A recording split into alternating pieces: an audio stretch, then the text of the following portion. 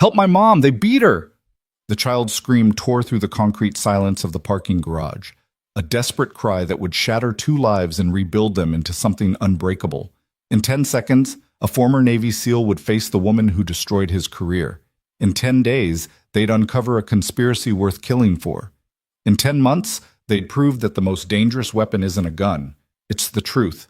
This is the story of Jack Miller and Sophia Grant, two broken souls who learned that sometimes saving someone else is the only way to save yourself. Stay until the end and comment what city you're watching from. I want to see how far this story travels. The fluorescent lights in the underground parking garage of Grant Tech headquarters flickered with a nervous rhythm, casting dancing shadows across oil-stained concrete.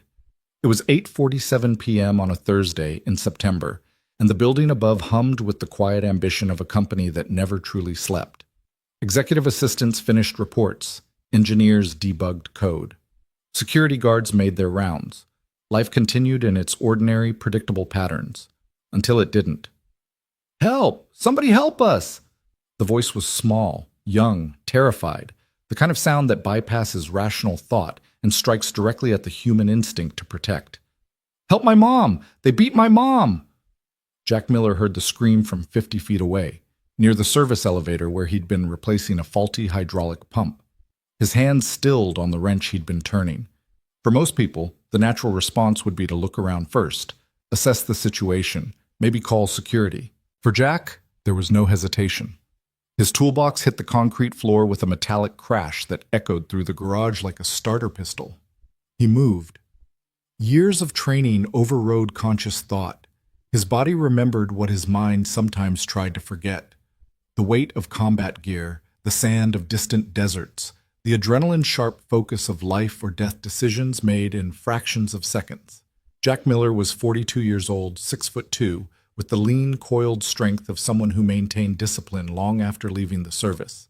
His hands were calloused from honest work, his hair flecked with premature gray, his face marked with the kind of lines that came from squinting into hostile suns and harder truths.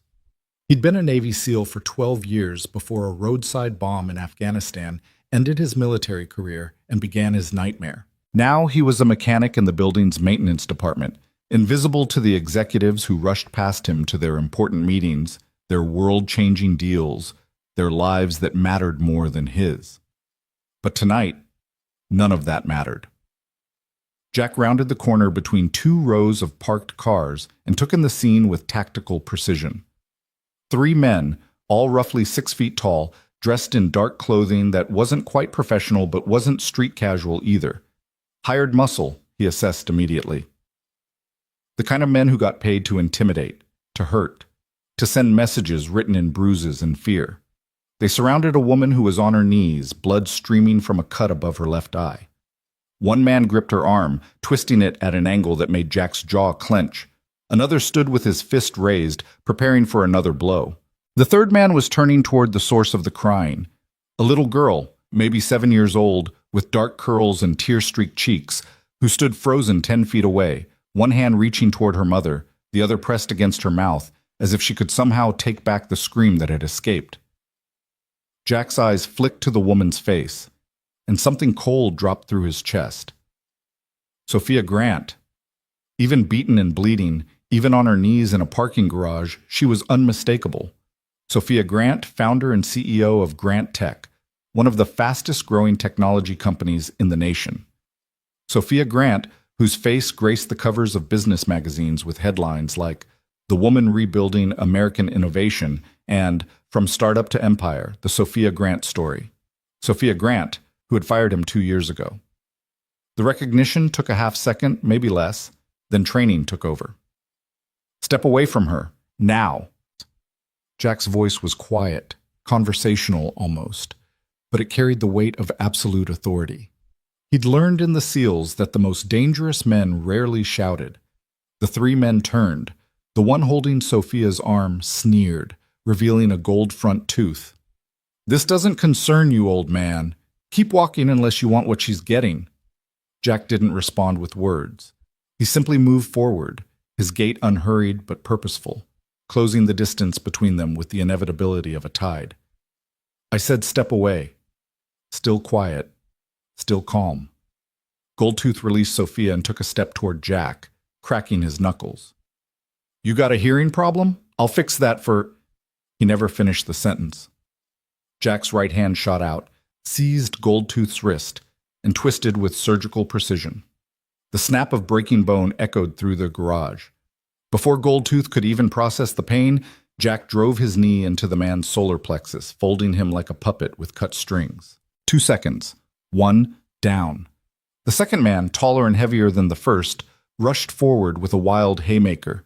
Jack ducked under it, stepped inside the man's reach, and delivered 3 rapid strikes, one to the liver, one to the floating ribs, one to the side of the knee. The man crashed into a parked BMW, setting off its alarm in a cacophony of sound that seemed to come from another world. 4 seconds. 2 down. The third man was smarter or more cowardly. He pulled a knife, a wicked-looking blade that caught the fluorescent light. I'll gut you, old man. Jack moved before the threat was finished. He sidestepped the knife thrust, caught the man's wrist, and used his own momentum to drive him face first into a concrete support pillar. The knife clattered across the floor. The man slid down the pillar, leaving a smear of blood on the concrete. 10 seconds. All 3 down. Jack stood over them, breathing steady, his hands relaxed at his sides. The entire confrontation had lasted less time than it took to reheat coffee in a microwave. He looked at the men, assessing threats. Goldtooth was writhing, clutching his wrist. The heavy one was gasping for breath. The knife wielder was unconscious or close to it. None of them would be getting up anytime soon. Jack turned to the woman on the ground. Sophia Grant was staring at him with wide eyes, her hand pressed against the cut above her eyebrow. Blood seeped through her fingers, but Jack could tell immediately that the wound wasn't life-threatening. Head wounds bled dramatically, but this one was shallow. Emma, Sophia gasped, turning toward her daughter. Emma, sweetie. The little girl ran to her mother, throwing her arms around her neck with the fierce desperation of a child who'd been certain she was about to become an orphan. Sophia held her with her free arm, whispering words of comfort, even as her own body shook with shock. Jack knelt beside them, his movements slow and deliberate, non-threatening. I need to look at that cut, ma'am. The bleeding needs to stop. Sophia turned to him, and this time her eyes focused, truly seeing him for the first time. He watched recognition dawn across her face, confusion first, then shock, then something that might have been shame or fear, or both. You, she whispered. Yeah, Jack said quietly. Me. For a moment, neither of them moved. The past hung between them like a physical barrier, 2 years of anger and injustice and paths that were never supposed to cross again. But then Emma whimpered, and Sophia's hand trembled against her wound, and Jack remembered something more important than grudges. He'd been a medic in his SEAL team. Combat medicine was branded into his muscle memory the same way tactical movement was. He pulled off his gray work shirt, leaving him in a white undershirt, and tore the fabric into strips with hands that didn't shake. I'm going to put pressure on this, he said, his voice shifting into the calm, authoritative tone he'd used countless times in field hospitals and transport choppers. It's going to hurt, but I need you to hold still. Sophia nodded, pulling her hand away.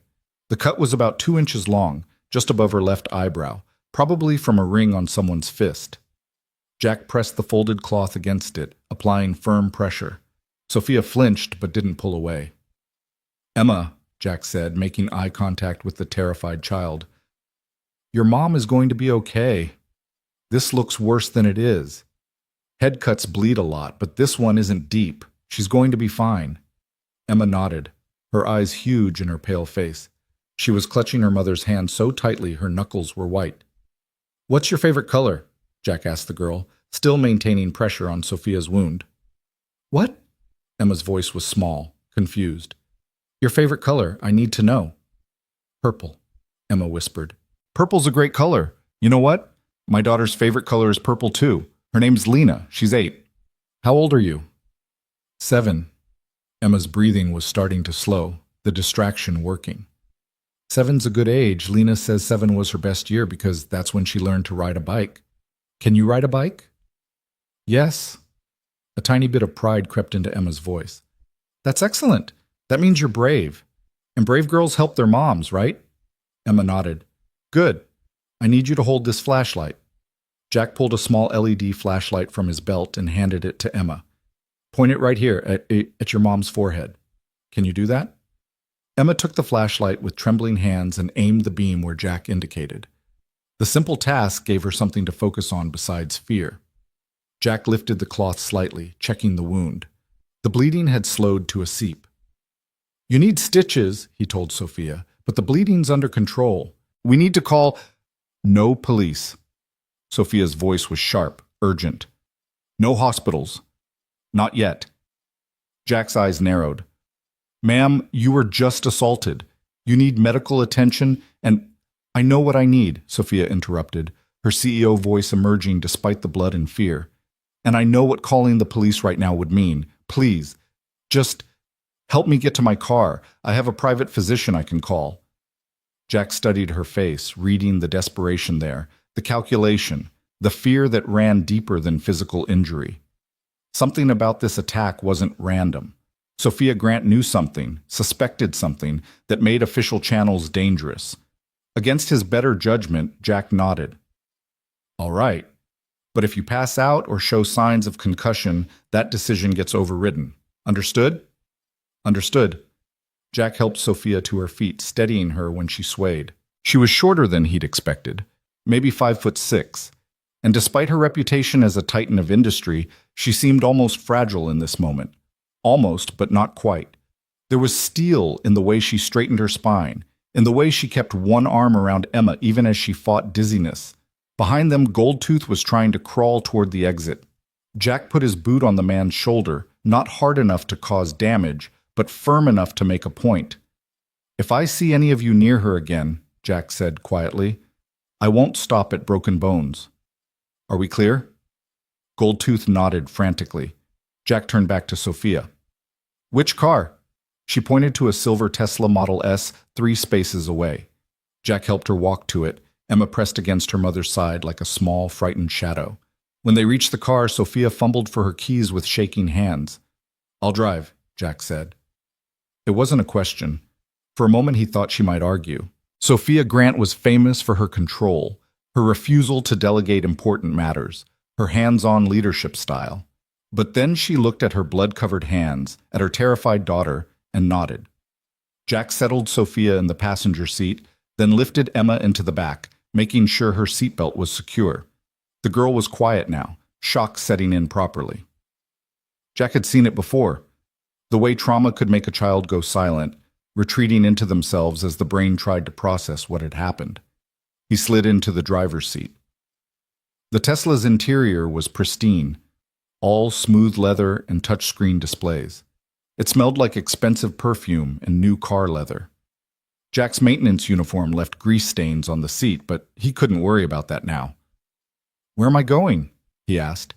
Sophia gave him an address in the city's most exclusive neighborhood, then immediately pulled out her phone and dialed a number with shaking fingers.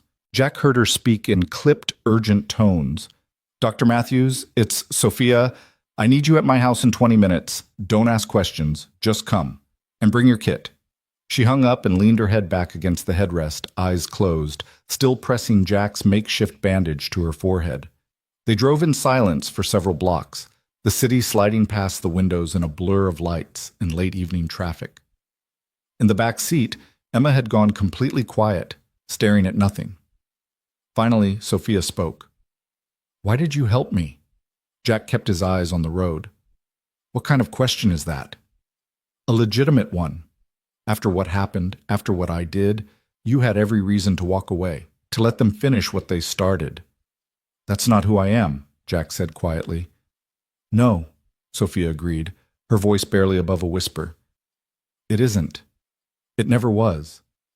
Another silence stretched between them, heavy with history. Finally, Jack broke it. Who were they? I don't know their names. But you know who sent them. It wasn't a question. Sophia opened her eyes, turning to look at him. In the passing streetlights, her face was a study in exhaustion and calculation. I have suspicions. Suspicions strong enough to refuse police protection? Suspicions that would be impossible to prove and dangerous to voice publicly. She paused. There are things happening at Grant Tech. Things I've been investigating quietly. Tonight was a message. Jack's hands tightened on the steering wheel. What kind of things? Sophia glanced back at Emma, checking if her daughter was listening. The girl's eyes were closed now, exhaustion or shock pulling her toward sleep. Sophia turned back to Jack, lowering her voice further. Safety violations, covered up, for months, maybe longer. Equipment that should have been flagged and replaced. Inspections that were passed despite obvious failures. I started asking questions 3 weeks ago. Tonight, I got my answer about whether I was onto something real. Jack processed this information. You think someone inside your own company ordered this? I think someone with a lot to lose decided I needed to be frightened into silence. They were wrong. Despite everything, Jack felt a flicker of respect. Beaten, bleeding, terrified for her daughter, and Sophia Grant's first response was defiance. Maybe she'd changed in 2 years, or maybe this was who she'd always been beneath the corporate armor. Why not go to the board? Jack asked. Blow the whistle properly. Because I don't know how deep this goes. I don't know who's compromised. Until I do, the only people I can trust are the ones who have nothing to gain from my silence. She looked at him meaningfully. Jack understood. A mechanic who'd been fired had no stake in Grant Tech's corporate games. An enemy, paradoxically, might be the only ally she could trust. They pulled up to a mansion that would have looked at home in a magazine spread on architectural excellence. 3 stories of modern glass and steel, nestled behind a gate that opened automatically as they approached. The driveway curved through perfectly manicured landscaping toward a house lit up like a beacon. Jack pulled up to the front entrance just as a silver Mercedes arrived behind them. A man in his 60s emerged, carrying a medical bag, Dr. Matthews, presumably. He took one look at Sophia through the windshield and quickened his pace. Jack helped Sophia out of the car, then lifted Emma, who was now fully asleep, from the back seat. The girl weighed almost nothing, all skinny limbs and dark curls. She stirred slightly as Jack carried her, murmuring, "Mommy," in a voice that broke something in his chest. He had a daughter. He knew exactly how precious, how irreplaceable children were. The thought of Lena in Emma's place made his jaw clench with protective fury. Inside, the house was everything Jack expected from a tech CEO worth hundreds of millions. Minimalist furniture that probably cost more than his annual salary, art on the walls that looked like it belonged in museums, floor-to-ceiling windows that offered a panoramic view of the city's glittering skyline. "Upstairs," Sophia directed, leading them to a bedroom that was clearly Emma's. Purple walls, of course, stuffed animals arranged on a window seat, a telescope pointed at the night sky. Jack laid the girl on her bed, removing her shoes and pulling a blanket over her. She didn't wake. Back downstairs, Dr. Matthews was already examining Sophia's wound in the kitchen, which was larger than Jack's entire apartment. The doctor worked quickly, cleaning the cut, applying a local anesthetic, preparing sutures. "You should file a police report," Dr. Matthews said as he worked, his voice carrying the authority of someone used to being listened to. "This was assault, Sophia." "I'll handle it my way," Sophia replied, wincing as the needle pierced skin. The doctor glanced at Jack, who stood near the doorway, suddenly uncertain of his place in this world of wealth and power. "And you are?" "Jack Miller. I was nearby when it happened." "Nearby and extremely well trained," Dr. Matthews observed, tying off a stitch. "Military?" "Was. Long time ago." "Not that long," the doctor said, studying Jack's bearing, the way he stood, the alertness in his eyes. "Thank you for helping her. Sophia has a remarkable talent for underestimating danger." "I'm right here, Alan," Sophia said dryly. "Yes, and you're here instead of in an emergency room because you're stubborn." Dr. Matthews finished the last stitch and applied a small bandage. 7 stitches. Keep it clean and dry. I want to see you in 3 days to check for infection. And Sophia, his voice turned serious, whoever did this meant business. "The angle of this cut suggests they were aiming for your temple. If they'd connected properly, we wouldn't be having this conversation." Sophia's face went pale. "I understand. I hope you do." Dr. Matthews packed his supplies, then gripped Sophia's shoulder gently. "Whatever you're involved in, be careful. You have a daughter who needs you." After the doctor left, silence filled the enormous kitchen. Sophia sat at the marble island, staring at her reflection in the polished surface. Jack remained standing, aware that he was dripping hydraulic oil onto flooring that probably cost more per square foot than his monthly rent. "I should go," he said finally. "Jack?" Sophia's voice stopped him. "Sit down, please." He hesitated, then pulled out one of the bar stools across from her. This close, under the bright kitchen lights, he could see how exhausted she looked. Shadows under her eyes that spoke of sleepless nights that predated tonight's attack, worry lines that fame and success hadn't prevented. "2 years ago," Sophia began, her voice carefully neutral, "you were working as a safety supervisor in our manufacturing division. A night shift worker, Michael Chen, collapsed due to fumes from a malfunctioning ventilation system. Instead of waiting for emergency services, you carried him out and performed CPR in the parking lot. You saved his life." Jack said nothing. He remembered. He remembered everything about that night. Protocol dictated that the area should have been sealed and evaluated before anyone entered without protective equipment, Sophia continued. You violated that protocol. You also violated the policy against rendering medical aid without authorization from on-site medical staff, who arrived 3 minutes after you began CPR. He would have been dead in 3 minutes, Jack said quietly. I know. Sophia met his eyes. That's what you said at the termination hearing, that you didn't follow rules when someone was dying, that protocols were written by lawyers to protect the company, not the workers, that if I wanted to fire you for saving a man's life, you'd accept it, but you wouldn't apologize. I remember what I said. I fired you anyway. Sophia's voice cracked slightly. I sat in my office and signed the paperwork that ended your employment because our legal team said you'd created liability, because our insurance carrier said your actions opened us to lawsuits, because I was more concerned with protecting the company than honoring what was right. Jack leaned back slightly. Why are you telling me this? Because when I was on my knees in that garage tonight, when I thought those men were going to kill me in front of my daughter, you didn't hesitate. You didn't think about liability or protocol or revenge. You just acted, the same way you acted for Michael Chen. Sophia's hands were shaking again. I've thought about you every day for 2 years, Jack. About the man I punished for having more courage and integrity than I did. About how I chose corporate policy over human decency. About how I became exactly the kind of leader I swore I'd never be. You were trying to protect your company, Jack said. I understood that, even if I hated it. I was trying to protect my image, Sophia corrected. There's a difference. Grant Tech was in the middle of a major acquisition deal. The slightest controversy could have derailed it. So I sacrificed you to keep everything smooth and profitable. She laughed bitterly. The irony is that by choosing short-term stability over doing what was right, I created exactly the kind of corporate culture that led to tonight. A culture where people cover up problems instead of fixing them, where profit matters more than safety, where nobody speaks up because they've watched what happens to people who do.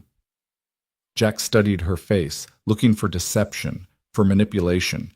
He'd learned in the military to read people, to spot the difference between genuine emotion and tactical performance. What he saw in Sophia Grant's eyes was real, shame, regret, and something that looked like determination. What exactly is happening at Grant Tech? He asked. Sophia took a deep breath. About a month ago, I was reviewing incident reports, something I do quarterly, usually just a formality. I noticed a pattern, small accidents, nothing catastrophic, but more frequent than they should be. Equipment malfunctions. Workers reporting symptoms of exposure to chemicals that shouldn't have been in our facilities. I started digging deeper, pulling files that hadn't been flagged for executive review. She stood and walked to a drawer, pulling out a tablet. She tapped the screen a few times, then slid it across the island to Jack. This is what I found. Jack looked at the documents. Inspection reports that had been altered, safety equipment that was months overdue for replacement, maintenance logs that showed repairs were being deferred or skipped entirely. His jaw tightened as he scrolled through page after page of systematic negligence. This is criminal, he said quietly. Yes, and it's been happening for at least 18 months, maybe longer. Someone with high-level access has been systematically covering up safety issues, falsifying reports, and bribing inspectors. Every time a real problem was flagged, it got buried. Who? Sophia's face hardened. Charles Reynolds, my vice president of operations. He's been with Grant Tech since the beginning. I trusted him completely. He has access to everything, reports, systems, personnel files, and he has the most to lose if these safety violations come to light. He approved the acquisition deal I mentioned. He signed off on the integration plans. If it comes out that he knew about these problems and covered them up, he's facing criminal charges, and the company could be liable for hundreds of millions in damages. So he sent those men to intimidate you into silence. Or worse, I don't think they were just supposed to scare me, Jack. I think they were supposed to make sure I never asked another question. The only reason I'm alive is because Emma screamed. Sophia's voice broke. My 7-year-old daughter saved my life by being brave enough to ask for help. Jack pushed the tablet back across the island. You need to go to the authorities, the SEC, the FBI, whoever handles corporate crimes. Tonight proved how dangerous this is. With what evidence? Everything on that tablet was accessed through my personal credentials. Reynolds will claim I'm fabricating data to cover up my own mismanagement. He'll say I'm unstable, paranoid, looking for scapegoats. It'll be my word against his, and he has the backing of half the board. Then you need protection, private security, bodyguards, which he'll interpret as me preparing to go public. He'll accelerate whatever plans he has. No, what I need is proof that can't be dismissed, documentation that shows his direct involvement, testimony from people who saw him give orders to cover things up, the kind of evidence that makes a criminal case airtight. Jack saw where this was going. You want to investigate, secretly. I want to find the truth before anyone else gets hurt, and I want to make sure that when I do go public, Reynolds can't wiggle out of consequences. Sophia leaned forward. I can access files, but I can't interpret technical data the way someone with your background could. I can ask questions, but I can't spot the patterns that would be obvious to someone who's actually worked in manufacturing and safety. I need help, Jack. I need someone who understands systems and protocols, who can look at these reports and tell me exactly how bad this is. You need an expert witness. I need someone I can trust. Someone who has no reason to protect Grant Tech's reputation or Reynolds' career. Someone who's already proven they'll do the right thing even when it costs them everything. Jack stood up, pacing to the window. Outside, the city spread out in a grid of lights, millions of people going about their lives, unaware of the corruption being discussed in this kitchen. He thought about his daughter, Lena, asleep in their small apartment across town. He thought about the life he'd built after the Navy, after Afghanistan, after Grant Tech, a quiet life, simple and safe.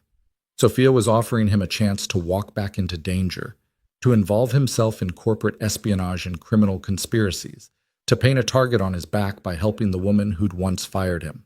Every logical, tactical part of his brain screamed at him to refuse. But then he remembered the files on that tablet. He remembered Michael Chen, blue-faced and dying because a ventilation system had been allowed to fail. He remembered tonight a 7-year-old girl screaming for her mother's life in a parking garage. He remembered who he'd been once, who he'd sworn to be when he raised his right hand and took an oath to protect people.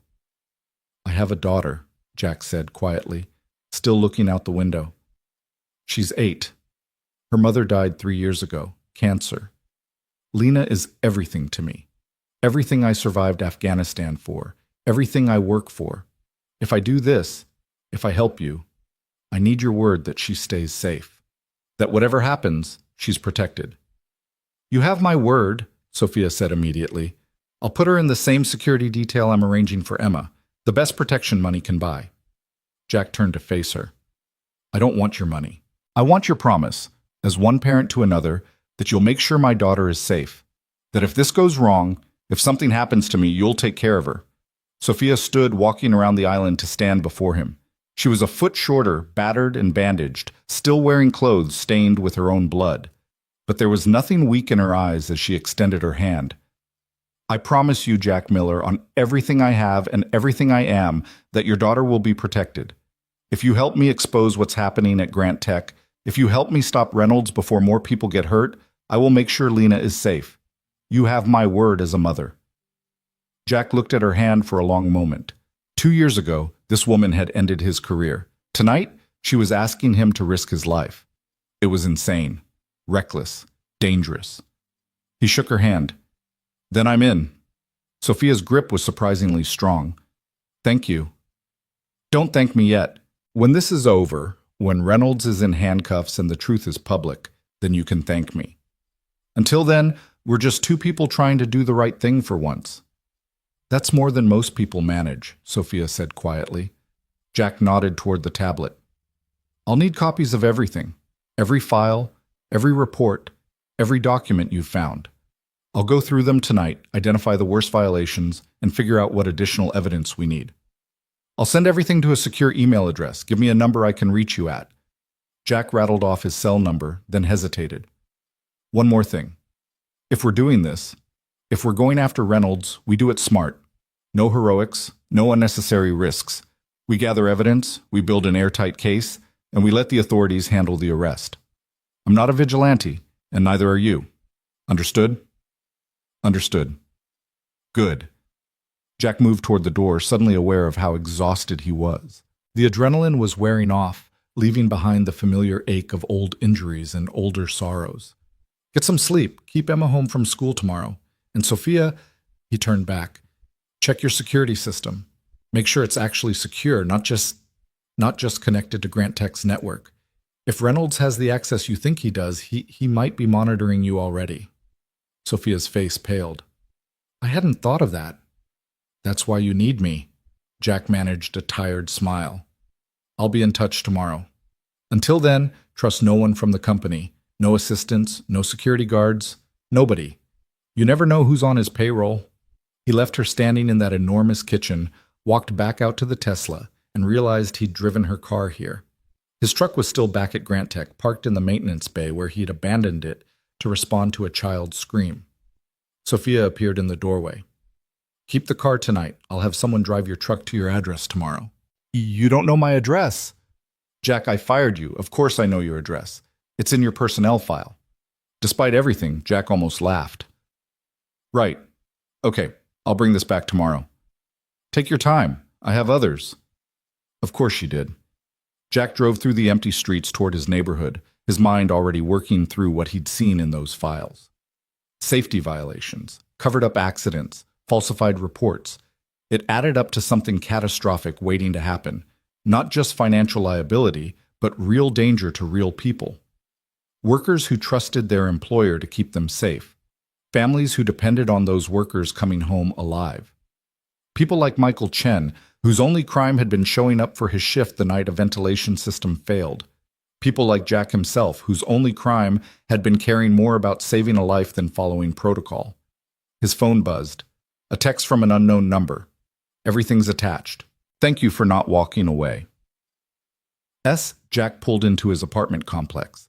A modest building in a working-class neighborhood where mechanics and teachers and nurses lived, where kids played in the courtyard and nobody asked questions about the past. Home. He climbed the stairs to his second-floor unit and unlocked the door as quietly as possible. Inside, the apartment was dark except for a nightlight in the hallway. Jack could see his daughter's bedroom door, slightly ajar the way she liked it, so she could hear him when he came home from late shifts. He walked to her doorway and looked in. Lena was asleep, her dark hair spread across the pillow, one arm wrapped around a stuffed penguin she'd had since she was 3. She looked peaceful, safe, innocent of the darkness that existed in the world. Jack had lost his wife to cancer. He'd lost his career to corporate bureaucracy. He'd nearly lost his life in Afghanistan. But he'd never lost his daughter, and he never would.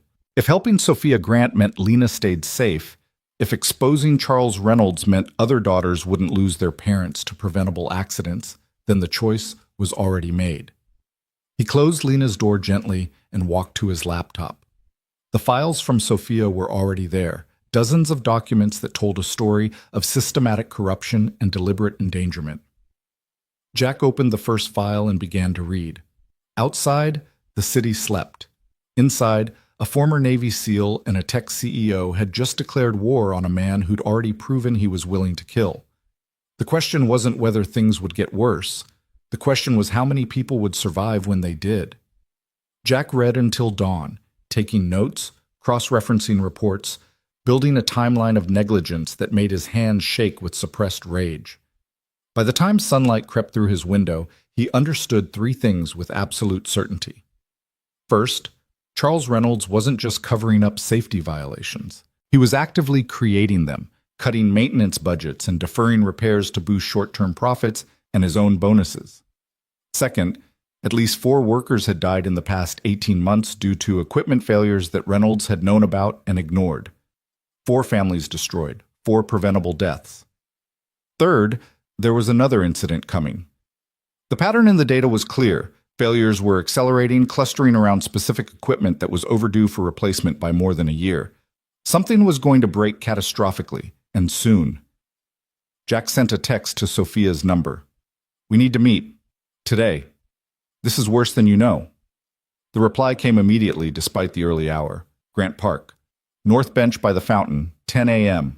Come alone. Jack checked the time, 7:30 a.m. He had 2.5 hours to get Lena ready for school, drop her off, and make it to the park. He stood, joints protesting the night spent hunched over a laptop, and walked to his daughter's room. Time to tell her that her dad was about to do something dangerous. Time to hope that this time, doing the right thing wouldn't cost him everything. Time to remember that some fights were worth having, even when you knew they'd leave scars. Jack opened Lena's door and smiled as she stirred, mumbling something about pancakes in her sleep. Whatever came next, whatever dangers waited in the shadows of corporate corruption and desperate men, this moment was real, pure, worth fighting for. He'd been a SEAL. He'd been a safety supervisor. He'd been a mechanic. Now he was going to be something else. The man who made sure Charles Reynolds answered for what he'd done. And nothing, not threats, not violence, not the entire weight of Grant Tech's corporate machinery was going to stop him. The war had begun. Lena was halfway through her chocolate chip pancakes when she noticed something different about her father. Jack stood at the kitchen counter, pouring coffee with the same practiced movements he made every morning, but his shoulders carried a tension that hadn't been there yesterday. His eyes kept drifting to the window, scanning the parking lot below with the alertness she recognized from the stories he sometimes told about his time in the Navy. "Dad?" Lena set down her fork, maple syrup dripping from the bite she'd been about to take. "Are you okay?" Jack turned, and the smile he gave her was genuine but weighted with something she couldn't quite name. He walked over and sat down across from her, his coffee mug warming his hands. "I'm fine, sweetheart. Just thinking about work." "You always think about work." Lena studied his face with the peculiar insight that children sometimes possess, the ability to sense when adults are editing the truth. "But this is different. You look like you did when Mrs. Patterson's cat got stuck in the tree and you had to climb up to get it. Worried, but also kind of excited." Jack laughed despite himself. "You're too smart for 8 years old, you know that?" "That's what Mr. Henderson says in math class." Lena took another bite of pancake, still watching him. "Are you in trouble?" "No, baby, I'm not in trouble." Jack reached across the table and took her hand, noting how small it seemed in his calloused palm. "But I need to talk to you about something important." Lena's eyes widened slightly. In her experience, conversations that started this way led to either very good news or very bad news, with no middle ground. "Okay. You remember last night when I came home late? I helped someone who was in danger, a woman and her little girl. They were being hurt by some bad men, and I stopped it." "Like a superhero?" Lena's face brightened. "Not quite. More like being in the right place at the right time and knowing what to do." Jack squeezed her hand gently. "The thing is, the woman I helped needs more assistance. She's trying to fix something wrong at her company, and she asked me to help her. It's the right thing to do, but it might be a little dangerous." Lena's brightness dimmed. "How dangerous?"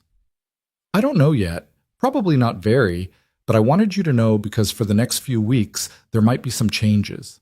I might work different hours. There might be some extra security around our building just to be safe. And I need you to promise me something." "What?" "If anyone you don't know tries to talk to you, at school, at the park, anywhere, you don't talk to them. You find a teacher or another trusted adult immediately. And if anyone asks you questions about me or where I am or what I'm doing, you tell them you don't know and then you call me right away. Can you do that?" Lena's face had gone serious, the childish excitement replaced by something older, wiser. She'd lost her mother at 5 years old. She understood, better than most children her age, that the world could be unpredictably cruel. "Is this like Afghanistan?" Like when you were a SEAL and you had to do dangerous things to protect people? Jack's throat tightened. He'd told Lena sanitized stories about his service, carefully edited to remove the blood and terror and loss. But she'd filled in some of the blanks herself, the way children do, constructing an understanding from overheard conversations and unguarded moments. A little bit like that, he admitted. But I'm not in the military anymore. I'm just helping someone do the right thing. And I promise you, I'm going to be careful. I'm going to come home every single day. You believe me? Lena nodded slowly. I believe you, but Dad, you have to promise me something too. What's that? You have to promise that if it gets too dangerous, if the bad people try to hurt you, you'll stop. You'll walk away. Because Mom's already gone and you're all I have left and I can't.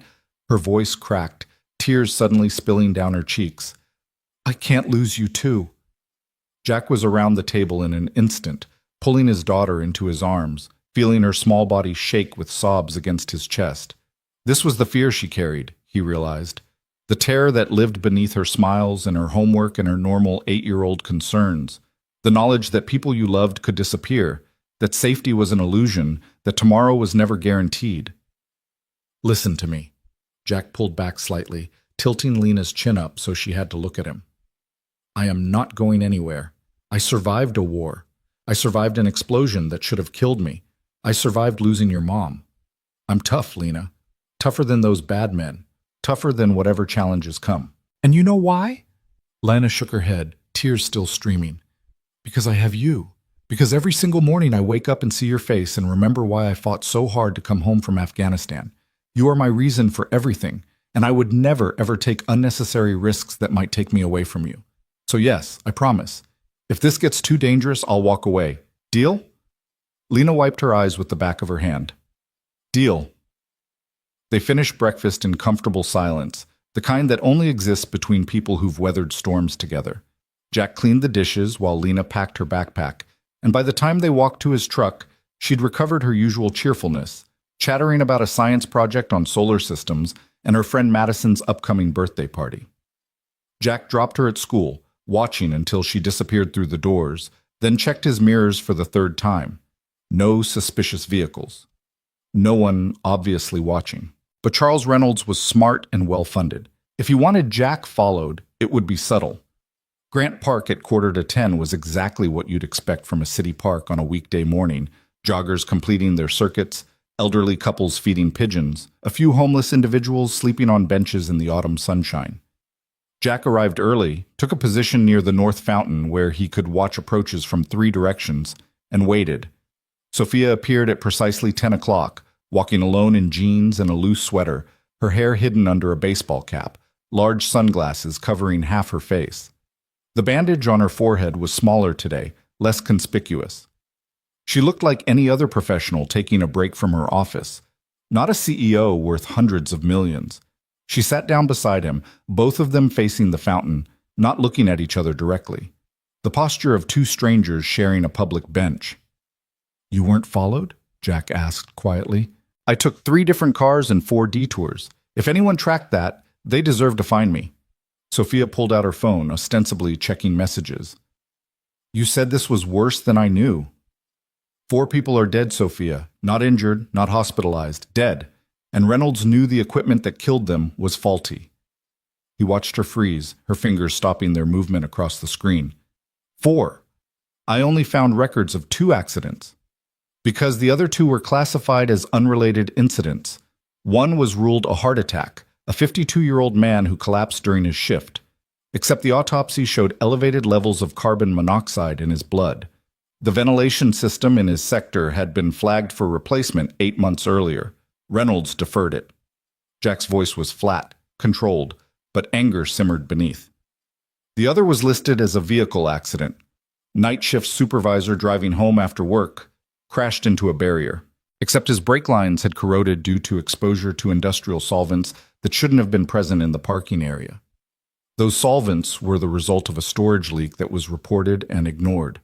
Sophia's hand had gone to her mouth. Oh my God. There's more. I ran the maintenance projections based on the data you sent me. There's a hydraulic press in Building C that's operating at 130% of its rated pressure capacity. The relief valves are shot. The emergency shutoffs haven't been tested in 14 months. Reynolds signed off on a work order to replace the whole system, then canceled it 6 weeks later to reassess budget priorities. What happens if that press fails? Catastrophic pressure release. Anyone within 20 feet gets hit with hydraulic fluid at temperatures exceeding 400 degrees and pressures that can punch through steel. It would be like detonating a bomb. Jack finally turned to look at her. That press operates during second shift. 40 people work in Building C during second shift. 40, Sophia. Sophia was shaking, not dramatically, but enough that Jack could see the tremor in her hands, the slight movement of her shoulders. When? When is this going to happen? I can't predict exactly. Could be today. Could be 3 months from now. But the failure rate is accelerating. Every day that equipment runs, the probability increases exponentially. Then we shut it down. Right now. I'll call the plant manager and tip off Reynolds that you're onto him, Jack interrupted. He'll know you've been digging into maintenance records. He'll accelerate whatever plans he has, cover his tracks better, maybe come at you harder than he did in that parking garage. We need to be smarter than that. Sophia turned to face him fully. Jack, we're talking about 40 lives. I can't let those people go to work today knowing that equipment might kill them just to protect an investigation. I'm not suggesting we do nothing. I'm suggesting we do it carefully. Jack pulled out his own phone, showing her a document he'd prepared. I've drafted an anonymous OSHA complaint. It's detailed enough to force an inspection, but vague enough about the source. We submit this. OSHA shows up for a surprise inspection tomorrow or the next day. They red tag that press and anything else that's critically unsafe. Work stops until repairs are made. Reynolds will know it was me. He'll suspect, but he won't know for sure. It could be a disgruntled worker, a union rep, a night janitor who saw something. There are 1,000 people who have access to that building. He can't come after all of them. Jack met her eyes. This buys us time. OSHA inspects, flags the violations, and while Reynolds is scrambling to manage that crisis, we dig deeper. We find the evidence that proves he didn't just neglect maintenance. He deliberately covered up known hazards. That's the difference between civil liability and criminal charges. Sophia was quiet for a long moment, weighing the variables, calculating the risks. Finally, she nodded. Submit the complaint, but I want hourly updates on the inspection status. And if OSHA doesn't move fast enough, I'm pulling the fire alarm in Building C myself if I have to. Fair enough. Jack pocketed his phone. Now tell me about Reynolds. I need to understand who we're dealing with. What makes him tick? What his weaknesses are? Where his loyalty ends? Sophia leaned back against the bench, her face tilted toward the sun, eyes hidden behind dark glasses. To anyone watching, she looked relaxed. Jack knew better. Charles Reynolds joined Grant Tech when we were still operating out of a garage, she began. I had the vision, the technical knowledge, but Charles had operational experience. He'd been COO at 2 other tech companies, both successful exits. He was older, seasoned, and he believed in what we were building, or at least I thought he did. Money talks louder than vision, Jack observed. Always. We went public 5 years ago. Charles's stock options made him wealthy overnight. Not as wealthy as me, but enough that he should never have to work again. Except wealth has a funny way of changing people. It's never enough. There's always someone richer, always another milestone to hit. So he started cutting corners to boost profits. I think it was more gradual than that. A deferred maintenance cycle here, a delayed equipment replacement there. Small decisions that saved money in the short term. Each one probably seemed reasonable in isolation, but they accumulated. And at some point, Charles crossed a line from optimization to negligence. When the first accident happened, the one I knew about, the machine operator who lost 3 fingers, I wanted to do a complete safety review. Charles convinced me it was an isolated incident, that the worker had violated protocol. I trusted him. And the second accident? Sophia's jaw clenched. Same story. Isolated incident, worker error, bad luck. Charles was very good at making me feel like I was overreacting, like implementing stricter safety measures would slow production and hurt competitiveness. And I believed him because I wanted to believe him. Because questioning Charles meant questioning my own judgment in making him VP. It meant admitting I'd been blind. You weren't blind, Jack said. You were busy running a company. You delegated operations to someone you trusted. That's not a character flaw. It is when people die because of it. Sophia's voice was sharp with self-recrimination. I saw the budget reports. I approved the deferrals, the cuts. Maybe I didn't understand the technical implications, but I knew we were spending less on maintenance. I knew equipment was aging. I should have asked harder questions. Should have doesn't matter now. What matters is what you do next. Sophia pulled off her sunglasses, looking at him directly. Her eyes were red-rimmed, exhausted. What if we can't prove it? What if Charles has covered his tracks too well? What if he walks away from this? Then we make sure the safety issues get fixed anyway, Jack said. We make sure no one else dies in your facilities. We make sure every piece of equipment is inspected and repaired. That's the baseline, Sophia. Justice for what Charles did is important, but preventing future deaths is essential. You sound like a SEAL. Former SEAL. But yeah, some things stick. Mission first. Protect the innocent. Win at all costs, but never at the cost of your integrity. A jogger passed their bench, earbuds in, oblivious to the conversation happening in plain sight. Sophia watched him disappear down the path before speaking again. There's something else. Something I haven't told you. Jack waited. 2 weeks ago, I received an email, unsigned, sent from a burner account. It said, "Stop asking questions or your daughter pays the price." I thought it was spam, some random threat from an internet troll.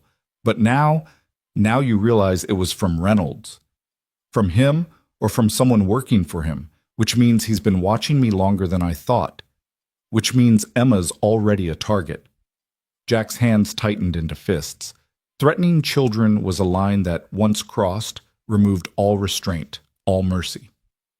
Where's Emma now? Private school, 24-hour security, gated campus. I told them this morning that no one picks her up except me, regardless of what authorization they might have. But I can't keep her there forever. Eventually, she has to come home. Then we make your home fortress. Jack was already thinking tactically, evaluating sight lines and entry points and defensive positions.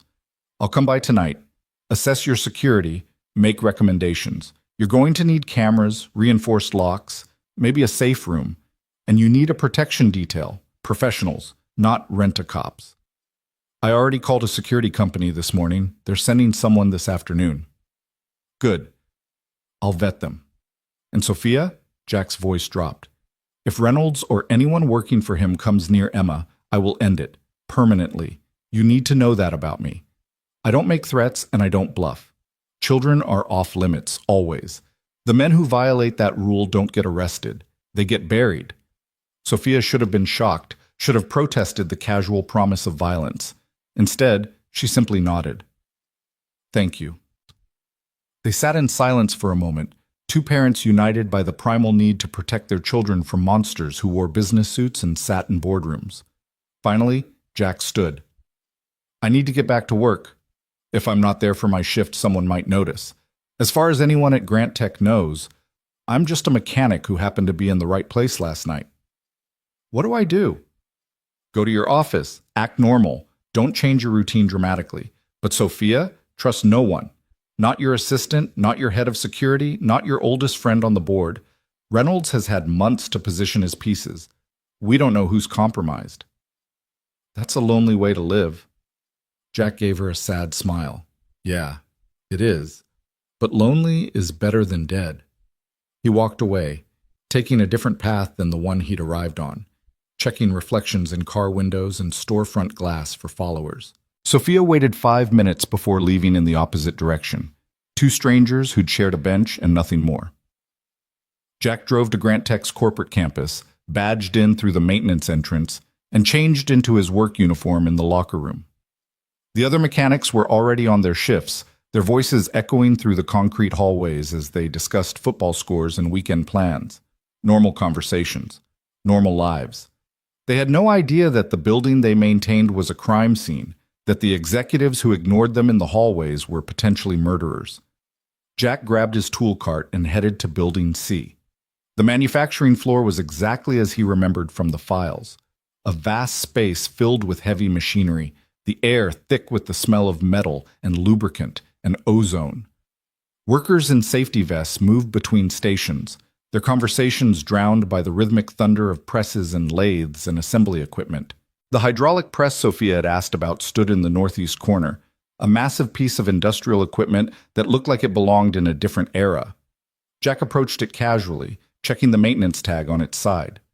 Last inspection, 14 months ago. Last service, 18 months. The relief valves should have been replaced at 12 months. The hydraulic line should have been inspected every 6 months. He crouched down, ostensibly checking a connection point, but really examining the seals.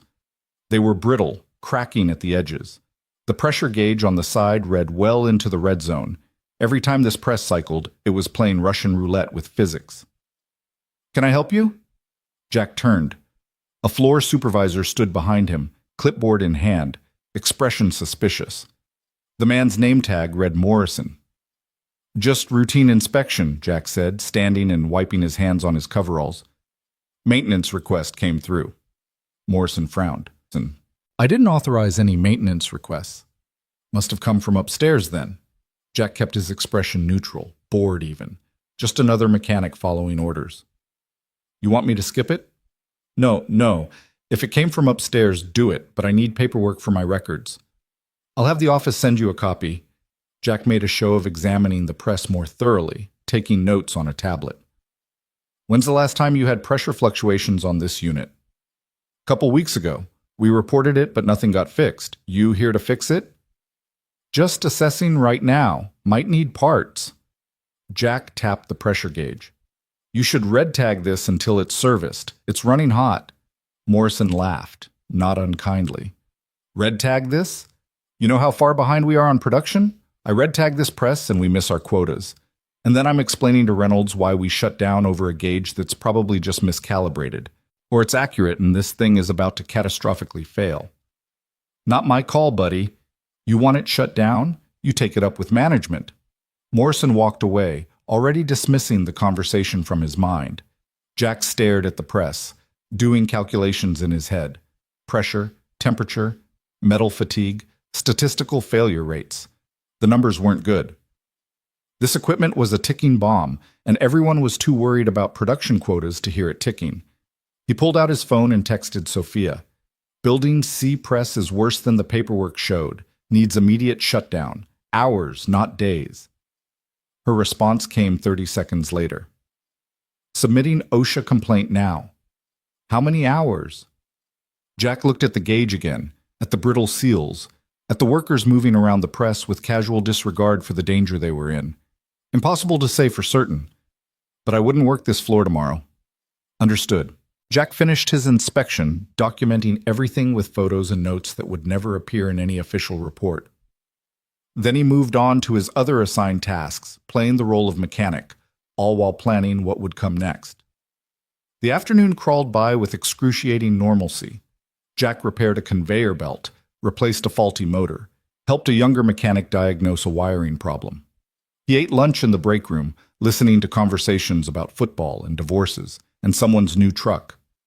He smiled at appropriate moments, grunted agreement when expected, and all the while his mind was elsewhere, cataloging security weaknesses, planning contingencies, considering what Charles Reynolds would do when OSHA showed up. At 3 p.m., his phone buzzed with a text from an unknown number. "This is Alan Matthews. Sophia asked me to check on her friend's daughter. I have an opening at 4:30 if you'd like to bring Lena in for a wellness visit. Complimentary."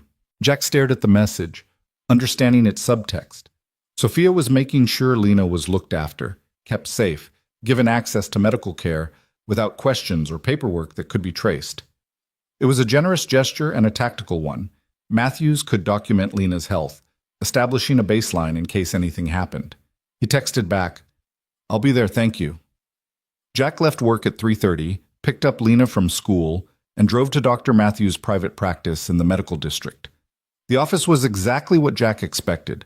Tasteful art on the walls, comfortable furniture, the kind of place where people with money came for health care that didn't involve insurance forms or waiting rooms full of sick people.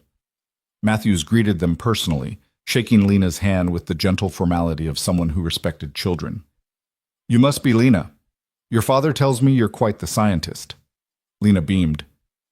"I'm doing a project on Jupiter. Did you know it has 79 moons?" I did not know that. That's fascinating. Matthews led them to an examination room. Why don't we make sure you're healthy enough to explore Jupiter someday? The examination was thorough. Height, weight, reflexes, hearing, vision. Matthews asked questions about school and diet and sleep, all while making Lena laugh with terrible jokes about astronauts and planets. Jack watched, grateful for this small kindness, this moment of normalcy in a situation that was anything but normal. When the exam was finished, Matthews pulled Jack aside while Lena looked at anatomical posters in the hallway. She's perfectly healthy, strong, bright, well-adjusted. You're doing a good job with her. Thanks to people like you, Jack said, and Sophia. She didn't have to do this. Sophia is trying to make amends for a lot of things. Matthew's voice was kind but firm. Whatever you two are planning, whatever you're investigating, be careful. The men who beat her in that garage weren't amateurs. They knew what they were doing. If they come back, they won't get close enough. Jack's voice carried absolute conviction. Not to her, not to Emma, not to Lena. I fought wars, Doctor. This is just another kind of combat. Matthews studied Jack's face for a long moment. I believe you.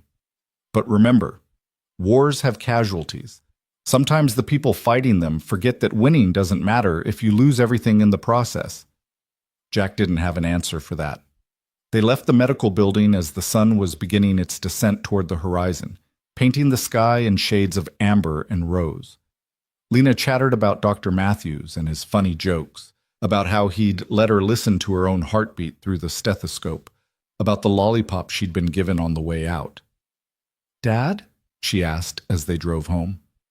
Is Dr. Matthews the friend you're helping? The woman with the daughter? He's her doctor.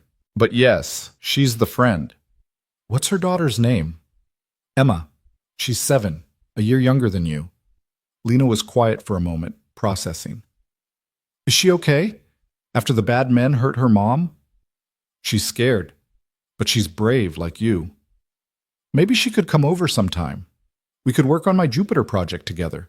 It might help her feel better. Jack's throat tightened with emotion. His daughter, in the middle of fear and uncertainty, thinking about how to help another child feel safe. That's a wonderful idea, sweetheart. I'll ask her mom. That evening, after Lena was in bed, Jack drove to Sophia's mansion. This time he arrived in his own truck, parking in the circular driveway beside 2 unmarked SUVs that screamed private security. Sophia answered the door herself, still wearing business attire but looking somehow diminished, smaller, as if the weight of the day had physically compressed her. They're here, she said, gesturing to the SUVs. 4 guards working in shifts, former Secret Service, according to their credentials. I'll verify that. Jack stepped inside. Where are they positioned? 2 at the front, rotating, 1 monitoring the security feeds, 1 with Emma. Show me the security room.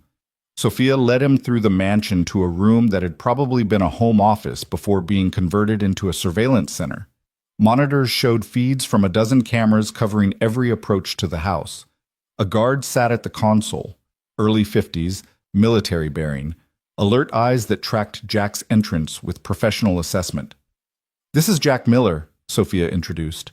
He's helping me with security evaluation. The guard stood, extending a hand. Marcus Chen, you're the one from the parking garage.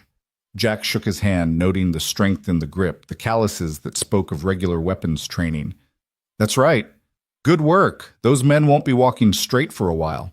Chen's voice carried approval. You have a military background? Navy, Special Operations. You? Marine Corps, Force Recon. 20 years.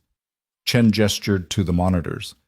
I've been reviewing the property. Good sight lines, solid perimeter, but the landscaping creates blind spots near the west wall. I'd recommend cutting back the trees there, adding motion sensors. Jack studied the feeds, his tactical mind cataloging vulnerabilities. Chen was right about the blind spots, but there were other issues too. The cameras covered approaches, but not fallback positions. Escape routes weren't clearly marked, and there was no redundancy in the power systems.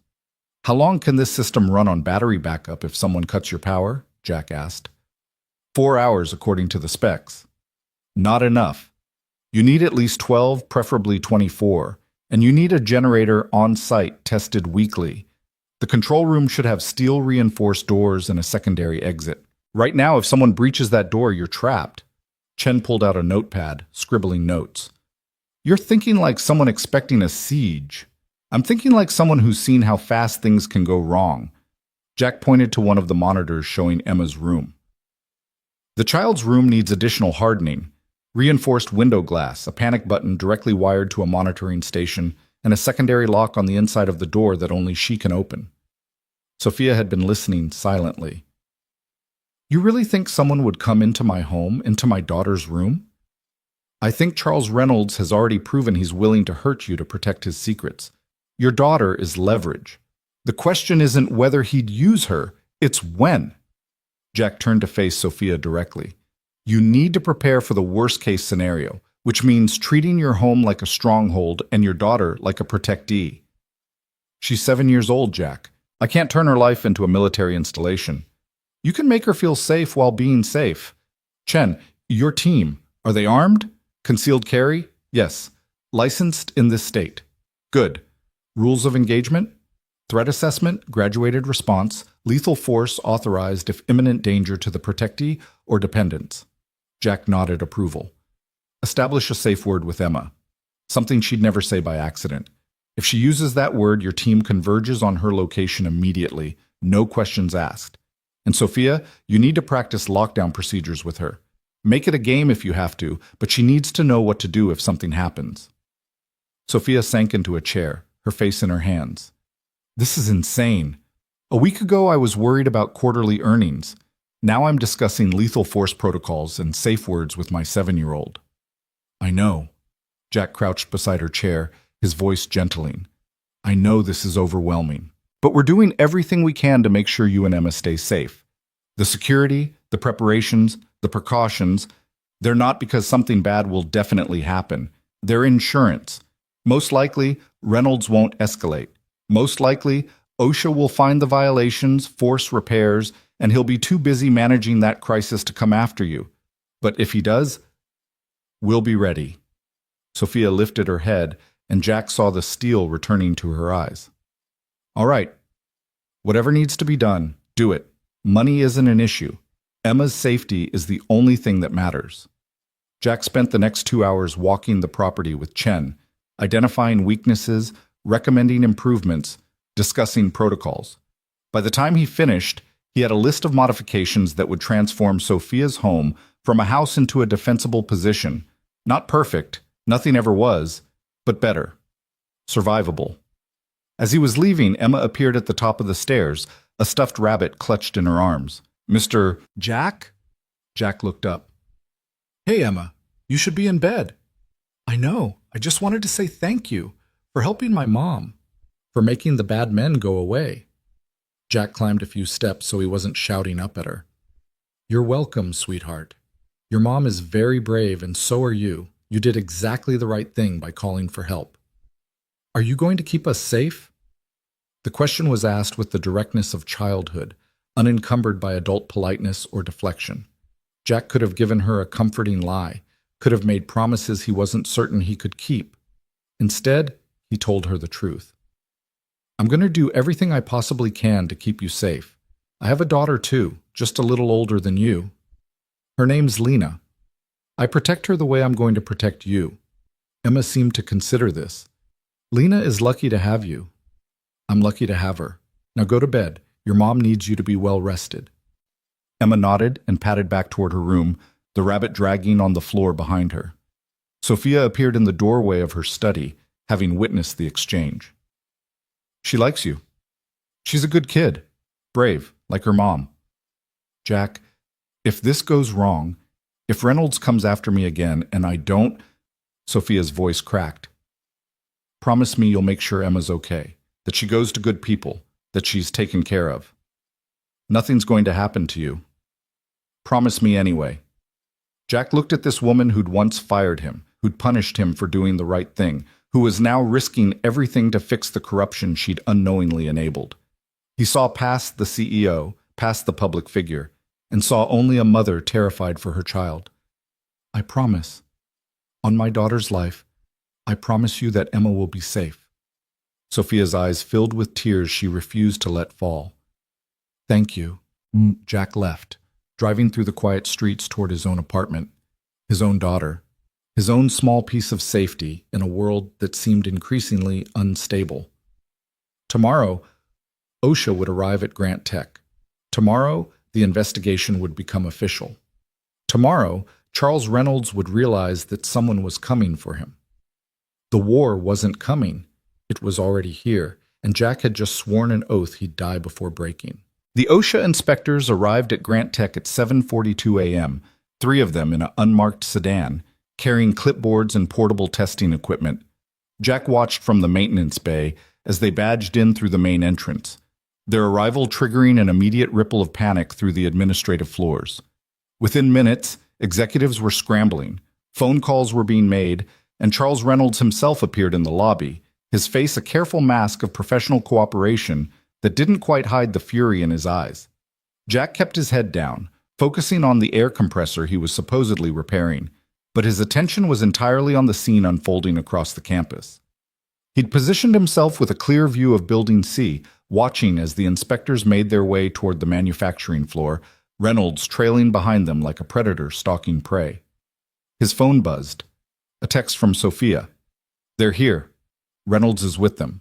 He looks ready to kill someone." Jack typed back. "Let him guide them. He'll try to control what they see. That's when he'll make mistakes." He watched through the window as the inspection team entered Building C. 15 minutes passed. 20. Then, at the 30-minute mark, Jack saw what he'd been waiting for. 2 of the inspectors emerged with Reynolds, walking quickly toward the administrative building. Their body language was tense, official. One was already on his phone.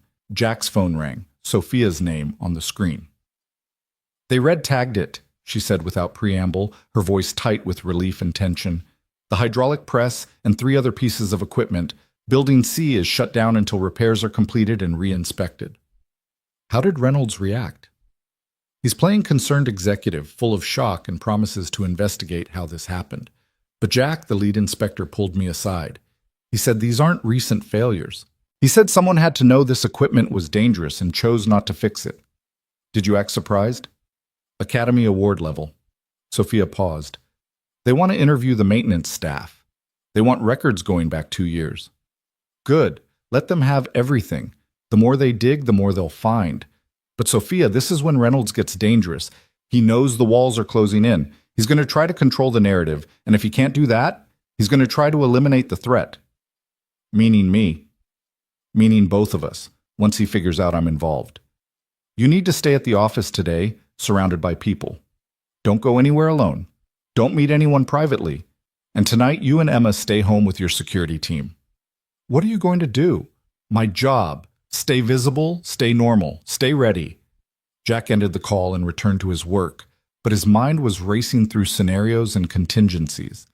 The rest of the morning passed in organized chaos. OSHA inspectors moved through the facility like methodical hunters, finding violations in Building C that led them to inspect other buildings, which revealed more problems. By noon, 4 separate manufacturing areas were partially shut down. A dozen pieces of equipment were red-tagged, and a growing crowd of workers stood in the parking lot, sent home with pay while the inspection continued. Jack was in the break room, eating a sandwich that tasted like cardboard, when Morrison found him. The floor supervisor looked 10 years older than he had yesterday, his face gray with stress. "You called them," Morrison said flatly, sliding into the seat across from Jack. "The inspectors. You saw that press yesterday, and you called OSHA." Jack met his gaze steadily. "I don't know what you're talking about." "Don't bullshit me, Miller. I've been doing this job for 15 years. I know when equipment is dangerous. I've been reporting problems for months and getting told to keep production running. Then you show up, you look at that press for 5 minutes, and the next day OSHA arrives?" Morrison leaned forward. "I'm not angry. I'm grateful. That press would have killed someone. Probably me, since I'm on the floor 12 hours a day. So thank you for having the guts to do what I should have done months ago." Jack considered his response carefully. "If I had made a call like that, it would have been because I saw people in danger and couldn't walk away. Same reason I became a SEAL. Same reason I pulled Michael Chen out of that building 2 years ago instead of waiting for the hazmat team." Morrison's eyes widened slightly. "You're that Miller, the one who got fired for saving Chen's life." That's me. Then Reynolds better watch his back, because if you're half as stubborn as the stories say, he's about to have a very bad time. Morrison stood, extended his hand. Whatever you need, whenever you need it, you call me. I owe you one. Hell, 40 people in Building C owe you their lives. They shook hands, and Morrison left. Jack sat alone, thinking about debts and obligations and the strange mathematics of right and wrong. He'd broken protocol 2 years ago and lost his job. He'd broken protocol again yesterday and might have just saved 40 lives. The outcomes were identical. He'd chosen human life over corporate rules, but the consequences were wildly different. Maybe that was what integrity looked like in practice. Not grand gestures or perfect choices, but the willingness to do the right thing even when the punishment was guaranteed. His phone buzzed again. This time it was a number he didn't recognize. He answered cautiously. Hello? Mr. Miller? A woman's voice, young, frightened. My name is Jennifer Park. I work in Grant Tech's accounting department. I need to talk to you about Charles Reynolds. Me? Jack's instincts screamed trap, but he kept his voice neutral. How did you get this number? From Sophia Grant. She said you were helping her investigate the safety violations.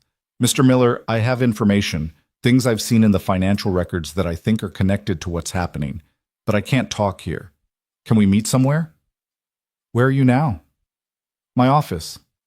3rd floor, accounting wing. Stay there. I'll come to you in 15 minutes. Don't talk to anyone, don't send any emails, don't make any calls. Understood? Understood. Jack ended the call and immediately texted Sophia. Did you give my number to someone named Jennifer Park? The response came quickly. Yes.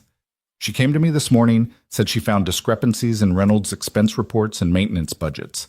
I thought you should hear it directly. Next time, warn me first. Sorry. She seemed terrified. I made a judgment call. Jack left the break room and made his way to the administrative building, taking the stairs to the 3rd floor. The accounting wing was a maze of cubicles and small offices, the fluorescent-lit domain of people who spent their days reconciling numbers and tracking expenses. He found Jennifer Park's office near the back, a cramped space barely larger than a closet, the walls covered in spreadsheets and post-it notes. Jennifer herself was maybe 28, Korean-American, wearing glasses that kept sliding down her nose as she nervously pushed them back up. She jumped when Jack knocked on her open door. Mr. Miller? She stood quickly, closing the door behind him and pulling the blinds. Thank you for coming. You said you have information about Reynolds. Jennifer nodded, pulling up files on her computer. I've been with Grant Tech for 3 years. I'm a junior accountant, which means I get assigned all the tedious reconciliation work that senior accountants don't want to do. Last month, I was reconciling maintenance expenditures against approved budgets, and I found something strange. She turned her monitor so Jack could see. Rows of numbers, dates, vendor names. See this? July through September, we budgeted $800,000 for equipment maintenance and replacement, but we only spent $400,000. The other $400,000 was redirected to a discretionary fund controlled by Reynolds. That's not necessarily illegal, Jack said. Executives move money between budget categories all the time. Right, but then I looked at what the discretionary fund was used for. Jennifer pulled up another spreadsheet. Corporate retreats, executive bonuses, consulting fees paid to companies that, when I researched them, don't seem to exist. Mr. Miller, Reynolds has been systematically diverting maintenance funds to pad his own compensation and create slush funds. Jack leaned closer to the screen, his mind putting pieces together. He's been cutting maintenance budgets to increase profit margins, which triggers performance bonuses.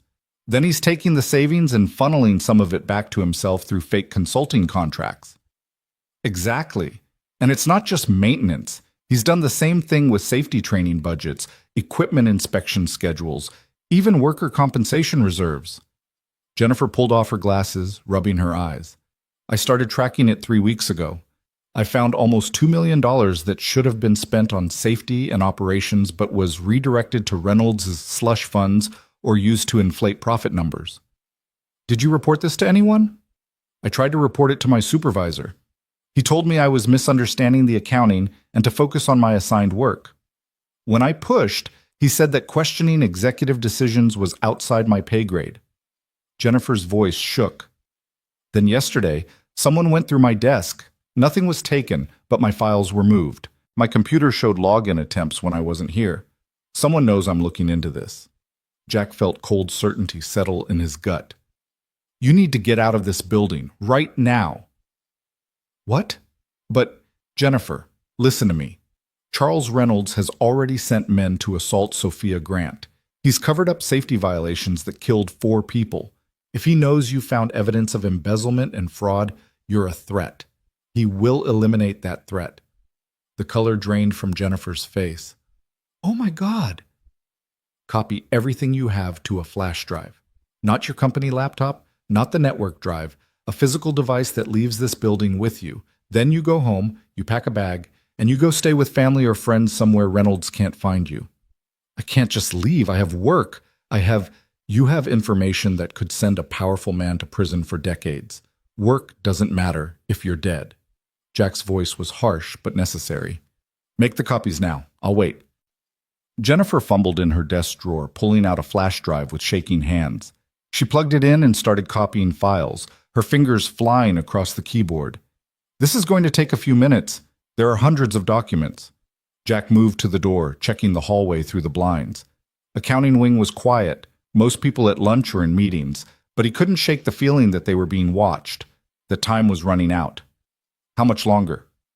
Almost done. Jennifer froze, staring at her screen. Someone's accessing my computer remotely, right now. They're trying to delete the files I was just copying. Can you stop it? I can log them out, but they'll know I caught them. Jennifer's hands hovered over the keyboard. Mr. Miller, what do I do?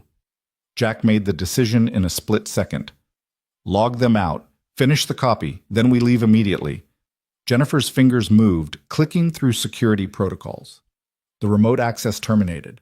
The file transfer completed. She ejected the flash drive and handed it to Jack.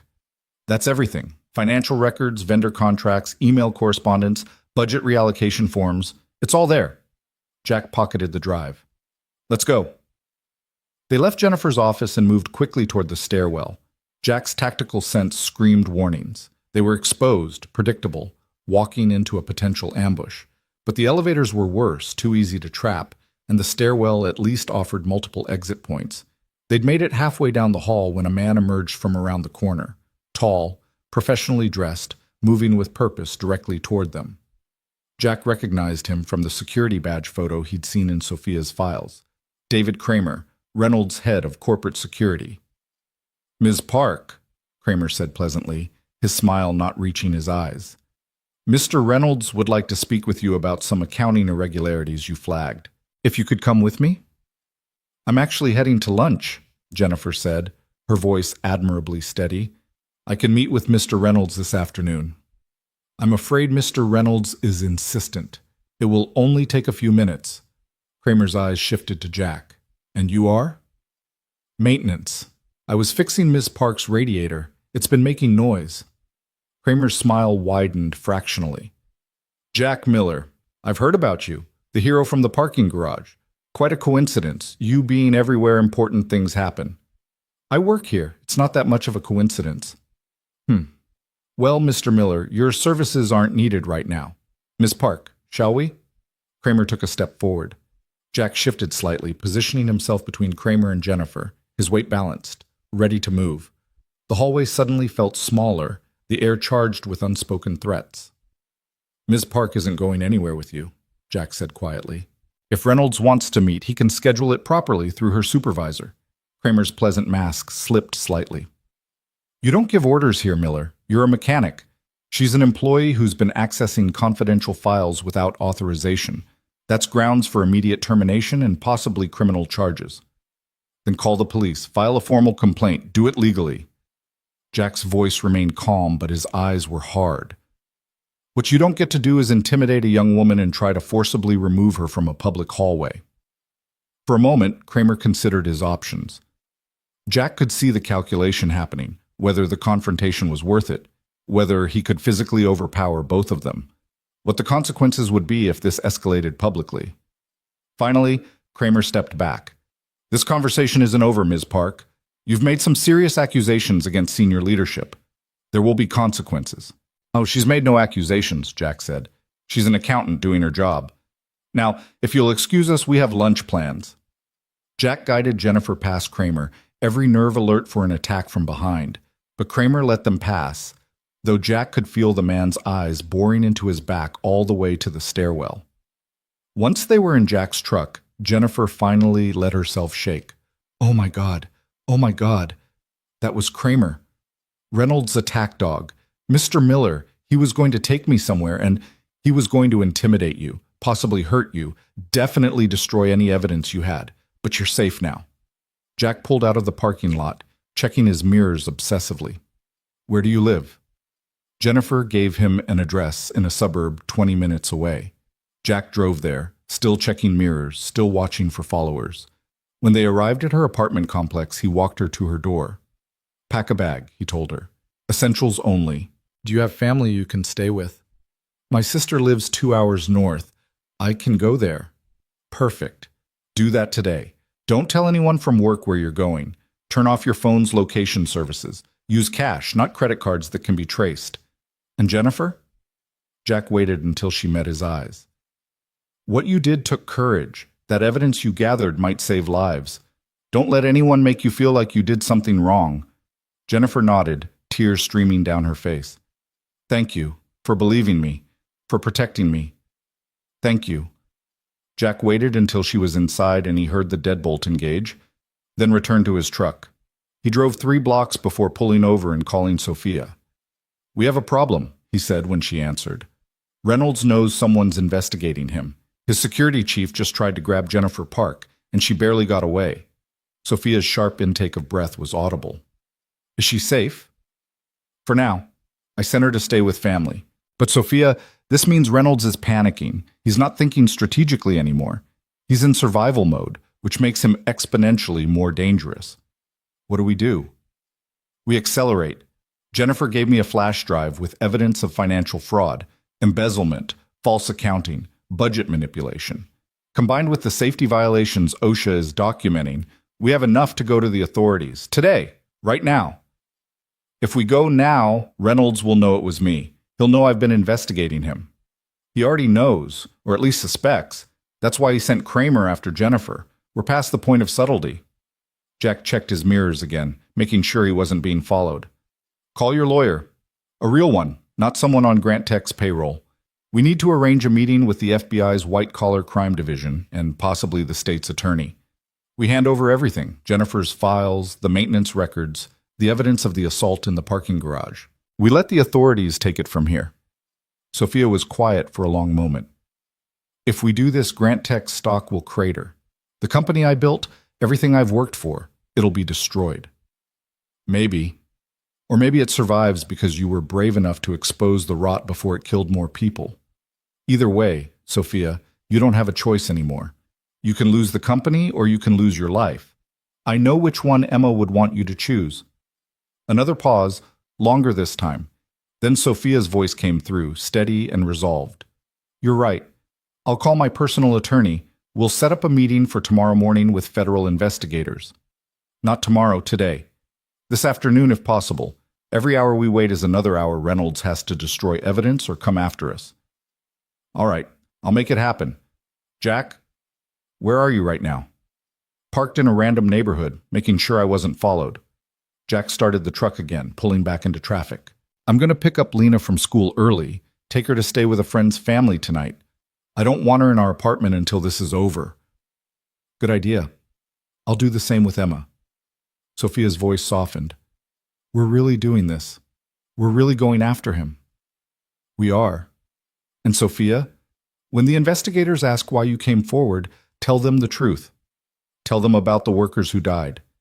Tell them about Michael Chen and how your company punished the man who saved his life. Tell them you couldn't let one more person get hurt because of your company's negligence. I will. I promise.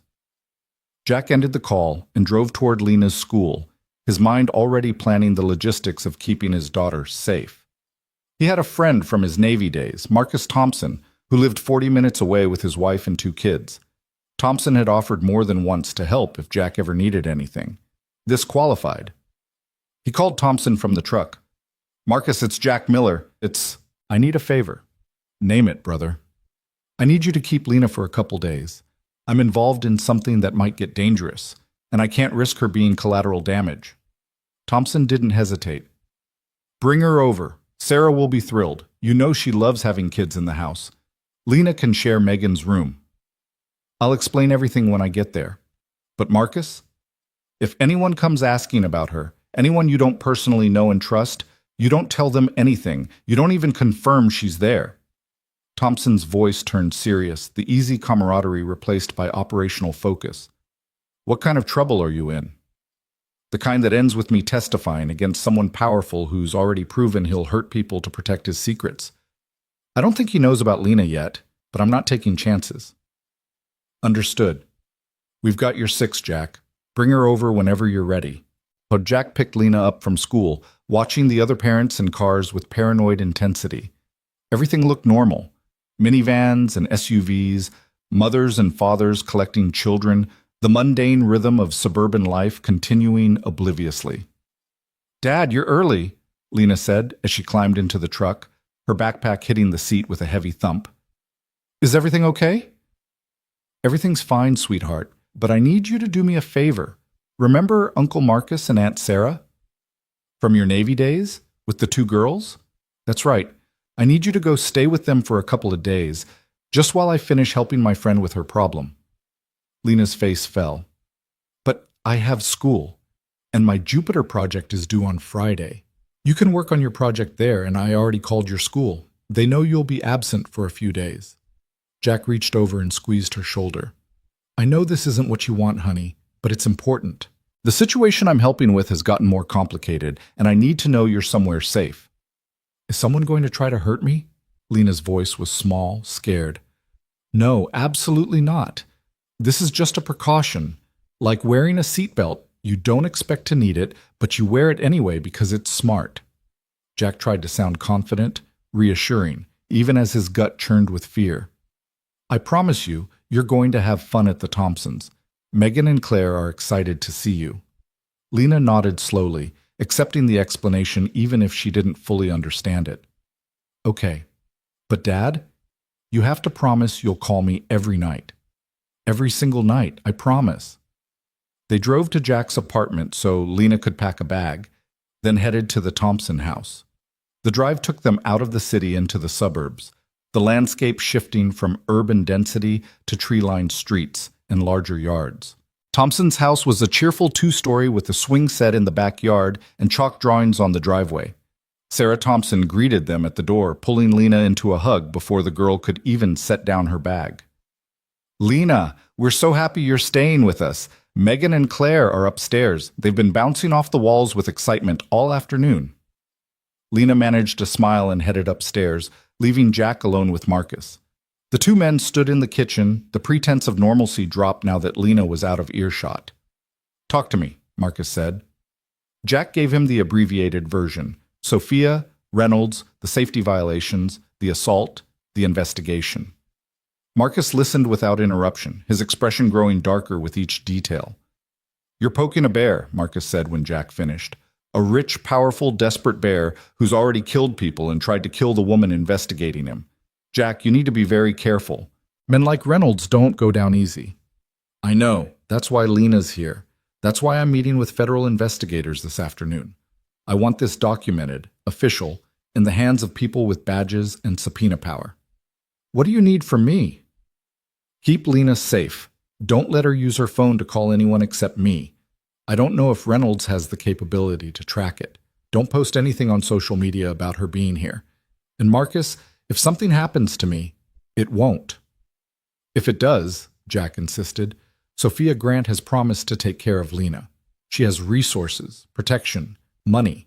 You call her, you make sure Lena gets somewhere safe and stays there until Reynolds is in custody. Marcus gripped Jack's shoulder. Brother, you're talking like you expect to die. You're a SEAL. You've survived worse than some corporate executive with delusions of power. I've survived combat because I prepared for the worst-case scenario every single time. This is no different. Jack pulled out a piece of paper with Sophia's personal number written on it. Keep this somewhere safe, just in case. Marcus pocketed the paper, then pulled Jack into a brief, fierce hug. You finish this mission, and you come back for your daughter. That's an order. Yes, sir. Jack said goodbye to Lena, hugging her tighter and longer than usual, breathing in the scent of her shampoo and the lingering sweetness of childhood. When he finally let go, she looked up at him with eyes too old for 8. You're scared, she said. Not a question. An observation. Jack considered lying, considered giving her a false reassurance. Instead, he chose honesty. A little bit. But I'm also prepared, and I'm doing the right thing, which means I have courage on my side. Courage doesn't mean you're not scared. It means you do it anyway. Lena smiled, repeating words he'd told her 100 times. You taught me that. Smart kid. Smart dad.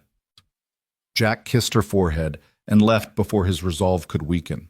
The drive back to the city was the longest 40 minutes of his life, every mile increasing his sense of urgency, of time running out. His phone rang. Sophia's name on the screen.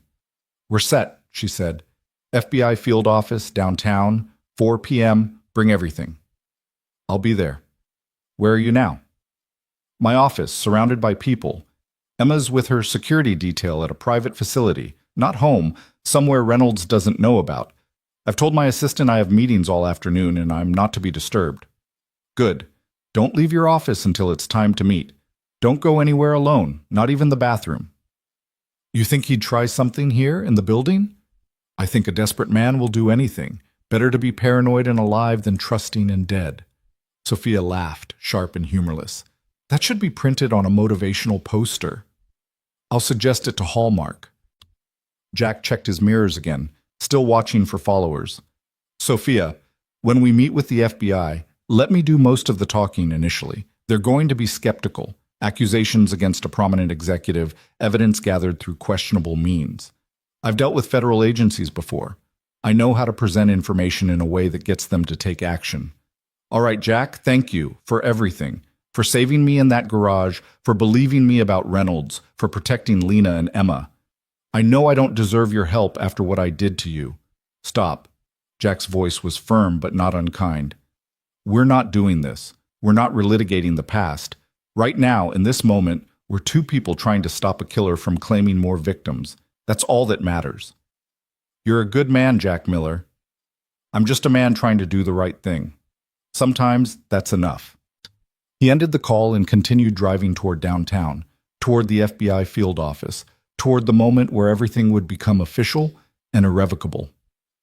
Once they handed over the evidence, once they made their statements, there would be no going back. Reynolds would know. The investigation would become public. The consequences would cascade outward like ripples on a pond, touching everyone involved. Jack thought about the 4 workers who'd died because of Reynolds' greed. He thought about the 40 people in Building C who could have died yesterday if that press had failed. He thought about Michael Chen, blue-faced and dying, and the choice Jack had made 2 years ago to break protocol and save a life. Some choices defined who you were. This was one of them. The FBI field office was an austere concrete building in the federal district, all security checkpoints and metal detectors and stern-faced agents.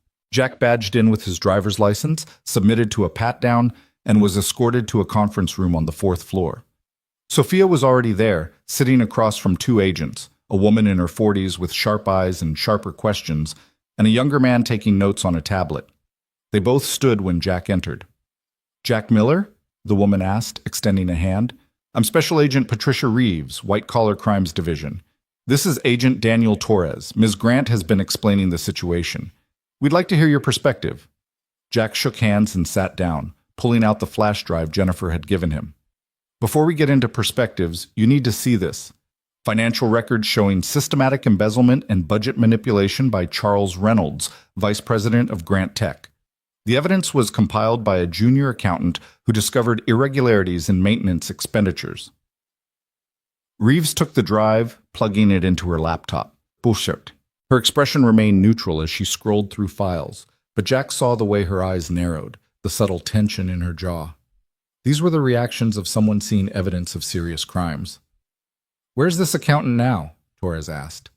Safe. Away from Grant Tech. She was confronted by Reynolds' head of security this morning. He attempted to forcibly remove her from the building for questioning. I intervened and got her out. Reeves looked up sharply. You intervened how? I stopped a man from intimidating a witness and escorted her to safety. Nothing illegal, nothing violent. But the attempt itself demonstrates Reynolds' awareness that he's being investigated and his willingness to use force to stop it. Reeves leaned back, studying Jack with the calculating gaze of someone trained to spot deception. Ms. Grant mentioned you were assaulted in a parking garage 3 nights ago. She claims Charles Reynolds ordered the attack. I wasn't assaulted, Jack said. Ms. Grant was assaulted by 3 men. I intervened. The attack occurred hours after Ms. Grant began asking pointed questions about safety violations that Reynolds had covered up. Can you prove Reynolds ordered the attack? Not directly, but I can prove the safety violations existed, that Reynolds had direct knowledge of them, and that he systematically falsified reports to hide them. I can prove that 4 workers have died due to equipment failures that were documented and ignored. And I can prove that the timing of the assault correlates precisely with Ms. Grant's investigation becoming a threat to Reynolds' freedom. Torres was typing rapidly. You mentioned 4 deaths. We'll need documentation of each incident. Jack pulled out a folder he'd prepared. Copied incident reports, death certificates when he could find them, maintenance logs showing the equipment failures. Everything organized chronologically, annotated with his own analysis of how each death connected to Reynolds' negligence.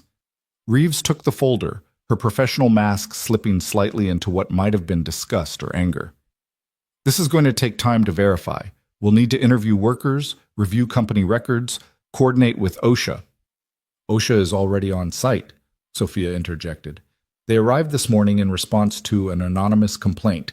They've red-tagged multiple pieces of equipment for critical safety failures. Convenient timing, Reeves observed. Necessary timing, Jack corrected. That equipment was going to fail catastrophically, possibly today, possibly tomorrow, but soon.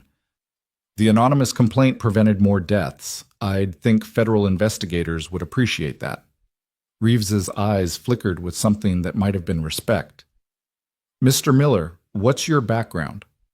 Navy SEAL, 12 years active duty. Medically retired after injuries sustained in Afghanistan. I currently work as a maintenance mechanic at Grant Tech. And you just happened to be present when Ms. Grant was attacked? I heard a child screaming for help in a parking garage. I responded. Yes, I happened to be present. No, there was nothing coincidental about my decision to intervene when I witnessed a violent assault. Torres looked up from his tablet. For the record, Mr. Miller, you have a prior termination from Grant Tech 2 years ago for violating safety protocols. Some might suggest this investigation is motivated by revenge rather than justice. Jack felt anger flash through him, hot and sharp, but he kept his voice level. 2 years ago, I was fired for saving a man's life. Michael Chen collapsed due to fumes from faulty ventilation, the same kind of systematic negligence we're documenting now. I carried him out of a contaminated area and performed CPR. I was terminated for violating protocol. If you think that makes me biased against a company that values paperwork over human life, you're absolutely right. If you think that makes my evidence less credible, you're an idiot. Sophia's eyes widened. Reeves's eyebrows rose. Torres stopped typing. Then Reeves smiled, quick and genuine. Fair enough, Mr. Miller. Let's talk about what happens next. They spent the next 2 hours going through every detail. Dates, names, incidents, financial transactions. Reeves asked pointed questions that would have been aggressive if they hadn't been so obviously aimed at building an airtight case. Torres documented everything, occasionally interjecting with requests for clarification or additional evidence. By 6 p.m., they had covered everything. Reeves closed her laptop and looked at both Jack and Sophia with an expression that was equal parts professional and human. Here's where we are, she said. You've given us probable cause to open a formal investigation into Charles Reynolds for embezzlement, fraud, and criminal negligence resulting in death. We'll be coordinating with OSHA, the SEC, and potentially the state's attorney for criminal charges. But I need to be clear about something. This investigation is going to be public. Grant Tech's stock will almost certainly drop. There will be media coverage. Your lives are about to become very complicated. We understand, Sophia said quietly. I also need to warn you that Reynolds will likely figure out you're the source of the investigation. He may try to discredit you, intimidate you, or worse. We can offer some protection, but federal witness protection is resource-intensive and not always feasible for corporate whistleblowers. We have private security, Jack said. Military grade, we'll be fine. Reeves didn't look convinced, but she nodded. All right, we'll move quickly on this. Warrants for Reynolds' financial records, subpoenas for company documents, interviews with key personnel. I'm hoping to have Reynolds in custody within 72 hours. What about tonight? Sophia asked. What about tomorrow? He already knows something's happening. What's to stop him from running? We'll have agents watching him. If he tries to flee, we'll pick him up. Reeves stood, signaling the meeting was over. Go home. Stay safe. Don't do anything heroic. Let us handle this from here. They left the FBI building together, walking out into the early evening. The city was transitioning from work to night, office workers streaming toward subway stations, restaurants filling with dinner crowds. Life continuing in its normal patterns, oblivious to the investigation that had just been launched. I need a drink, Sophia said as they reached the parking garage. Or 12. You need to go home, lock your doors, and stay put, Jack countered. Reeves was right. Reynolds is going to figure this out fast, and when he does, he'll make a move. Let him. I'm tired of being afraid. But Sophia's voice shook slightly, betraying the bravado. Jack walked her to her car. The Tesla was gone, replaced by an anonymous sedan with tinted windows. Her security detail, he assumed. Smart. Sophia, Jack said as she opened the door, we did the right thing in there. Whatever happens next, remember that. We stopped a killer. We saved lives. Nothing Reynolds does can take that away. Sophia looked at him, and for the first time since the parking garage, she smiled. Really smiled, without fear or calculation. You know what's funny? 2 years ago, I thought you were reckless, dangerously impulsive, someone who couldn't be trusted to follow the rules. Turns out that's exactly what I needed. Life's full of irony. It really is. Sophia got in her car, then rolled down the window. Jack? When this is over, when Reynolds is in prison and the company is rebuilt and our lives return to something resembling normal, I owe you a debt I can never repay. You don't owe me anything. You gave me a chance to do what I do best, protect people. That's payment enough. He watched her drive away, then returned to his own truck. The parking garage was nearly empty now, most workers long gone for the day. Jack's footsteps echoed off concrete as he walked to his vehicle, every sense alert for danger. He was halfway to his truck when he saw it. A piece of paper under his windshield wiper, white against the dark glass. Jack approached carefully, scanning the area for threats. The garage appeared empty, but appearances meant nothing. He pulled the paper free. Block letters written in black marker. You made a mistake. They can't protect you. Jack crumpled the note, his jaw clenched so tight his teeth ached. Reynolds knew. Of course he knew. The question was what he'd do about it. Jack got in his truck, locked the doors, and called Marcus Thompson. Is Lena okay? She's fine, playing video games with the girls, eating pizza. Everything's good here. Why? What happened? Reynolds left me a threat. He knows I'm involved. I don't think he knows about Lena yet, but I want you on full alert. Lock all doors and windows. If anyone approaches the house who you don't know personally, you call the police first and me second. Understood? Understood. Jack, do you need backup? I can call some of the guys from our unit. No, this isn't combat. This is law enforcement's problem now. I just need you to keep my daughter safe. She's safe, brother. You have my word. Jack ended the call and sat in his truck, engine running, thinking through scenarios. Reynolds had resources, connections, and desperation.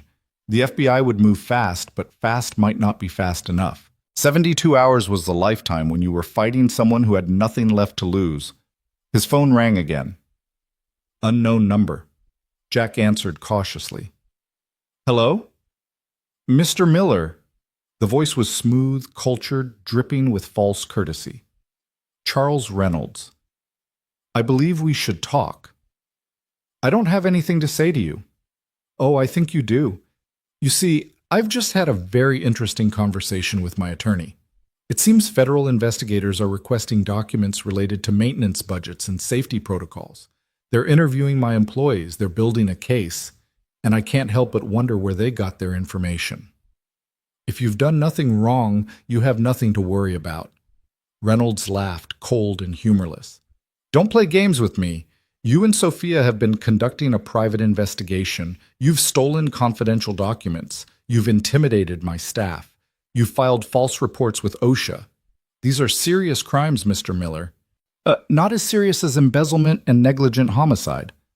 Alleged embezzlement, alleged negligence. Without proof, which you don't have, you're just a disgruntled former employee making baseless accusations. Reynolds' voice hardened. Here's what's going to happen. You're going to call the FBI and retract your statement. You're going to admit you fabricated evidence because you wanted revenge for being fired. You're going to disappear quietly, and in return, I won't destroy you. And if I refuse? Then I destroy you anyway, but much less quietly. I have resources, Mr. Miller, connections, money. I can make your life a living hell. I can ensure you never work again. I can tie you up in lawsuits for years. I can make you wish you'd never heard of Sophia Grant. Jack's voice was ice. Are you threatening me, Reynolds? I'm offering you a way out. Take it while you still can. Here's my counteroffer. You turn yourself in to the FBI. You confess to embezzlement, fraud, and criminal negligence. You cooperate fully with their investigation. And in return, maybe, they show you some mercy. Reynolds' laugh was sharp, brittle. You're not that naive. You're a former SEAL. You understand how the world really works. People like me don't go to prison. People like you, disposable, replaceable, do. We'll see about that. Jack ended the call. For a moment he sat in silence, processing the conversation. Reynolds was scared, which made him predictable. He'd try to discredit Jack and Sophia, try to paint them as vindictive liars. When that failed, he'd escalate. The note on the windshield was just the beginning. Jack started the truck and pulled out of the garage, heading nowhere in particular, just driving to keep moving. His phone rang again, Sophia this time. Reynolds just called me, she said without preamble. He threatened me. He said if I don't recant my statement to the FBI, he'll sue me for defamation and have me removed as CEO for making false accusations against senior management. He called me too. Same threats, different wording. He's panicking. Good. Let him panic. The FBI has our evidence. His threats are empty.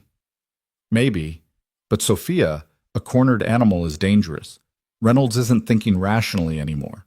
We need to be ready for him to do something desperate. Like what? I don't know. But whatever it is, it's coming soon. He doesn't have time to be strategic. The FBI is moving. OSHA is investigating. His world is collapsing. He's going to lash out. Sophia was quiet for a moment. Jack, I'm scared. I know, me too, but we're prepared. You have security. Emma's protected. Lena's safe. We just need to survive the next few days and then it's over. Promise me something. What? Promise me that if it comes down to a choice between catching Reynolds and keeping our daughters safe, you choose the girls. Every time. Jack didn't hesitate. I promise. The mission doesn't matter if the people we love don't survive it.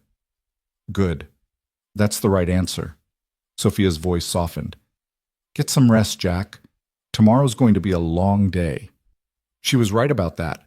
What neither of them knew was just how long it would be, or how much blood would be spilled before the sun rose again. Jack didn't go home that night. Instead, he drove to a 24-hour diner on the edge of the city, the kind of place where truckers and insomniacs gathered under fluorescent lights that never dimmed. He ordered coffee he didn't drink and sat in a corner booth where he could watch both entrances, his phone on the table, his mind cycling through contingencies and worst-case scenarios. Reynolds would make a move. The only question was when and how. At 2:17 a.m., Jack's phone lit up with an incoming call from Marcus Thompson. He answered before the first ring finished. What's wrong? Nothing yet, but you need to know. There's a car parked across the street from my house. Has been for the last hour. Dark sedan, tinted windows, engine running. Could be nothing. Could be... It's something. Have you called the police? Not yet.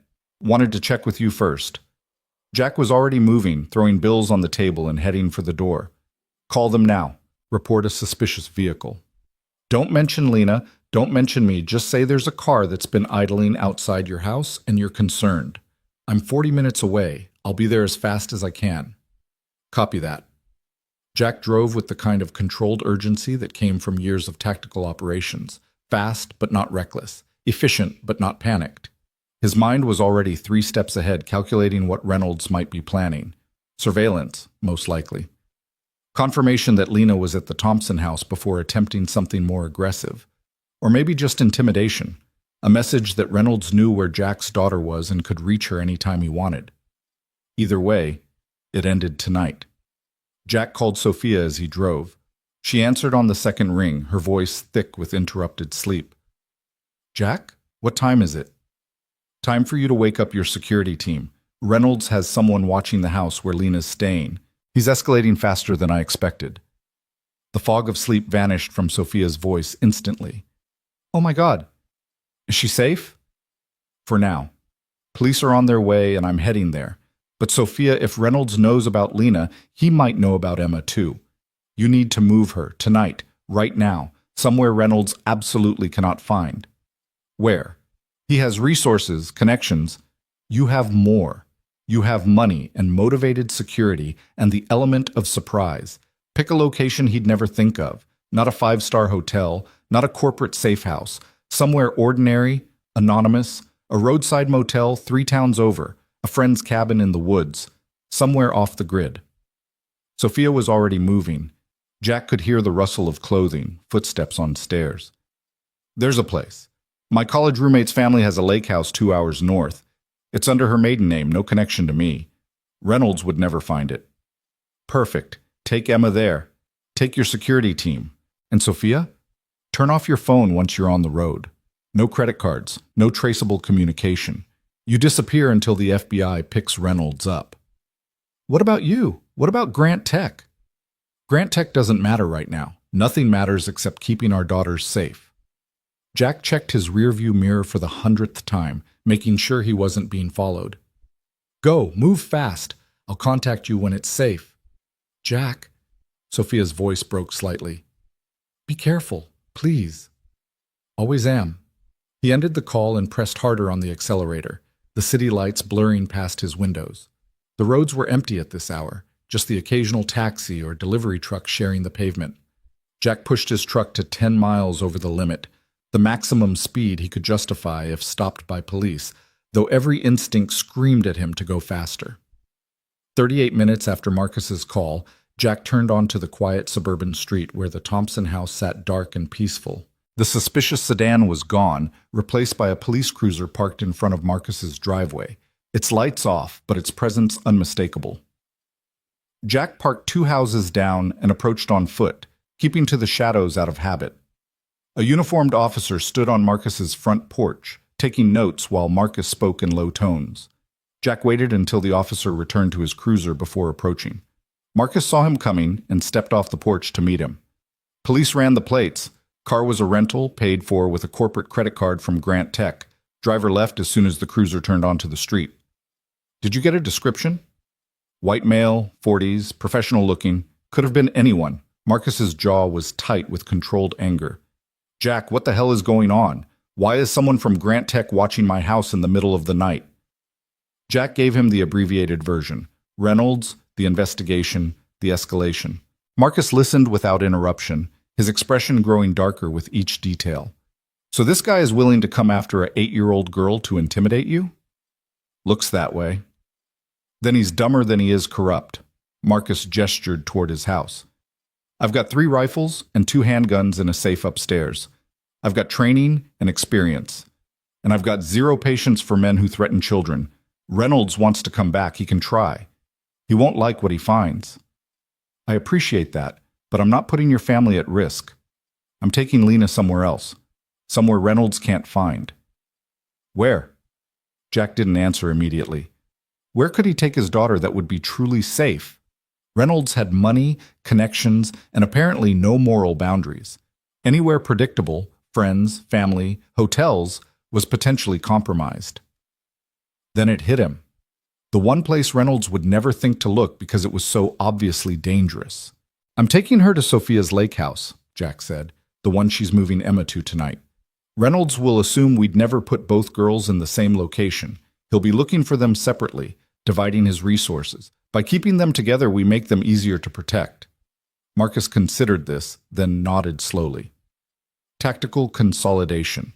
Easier to defend one position than two. Smart. When do you leave? Now. I'll pack Lena's things, let her sleep in the truck until we're out of the city. I'll come with you, extra security. You have a family, Marcus. I can't ask you to... You're not asking. I'm volunteering. Sarah can take the girls to her mother's for a few days.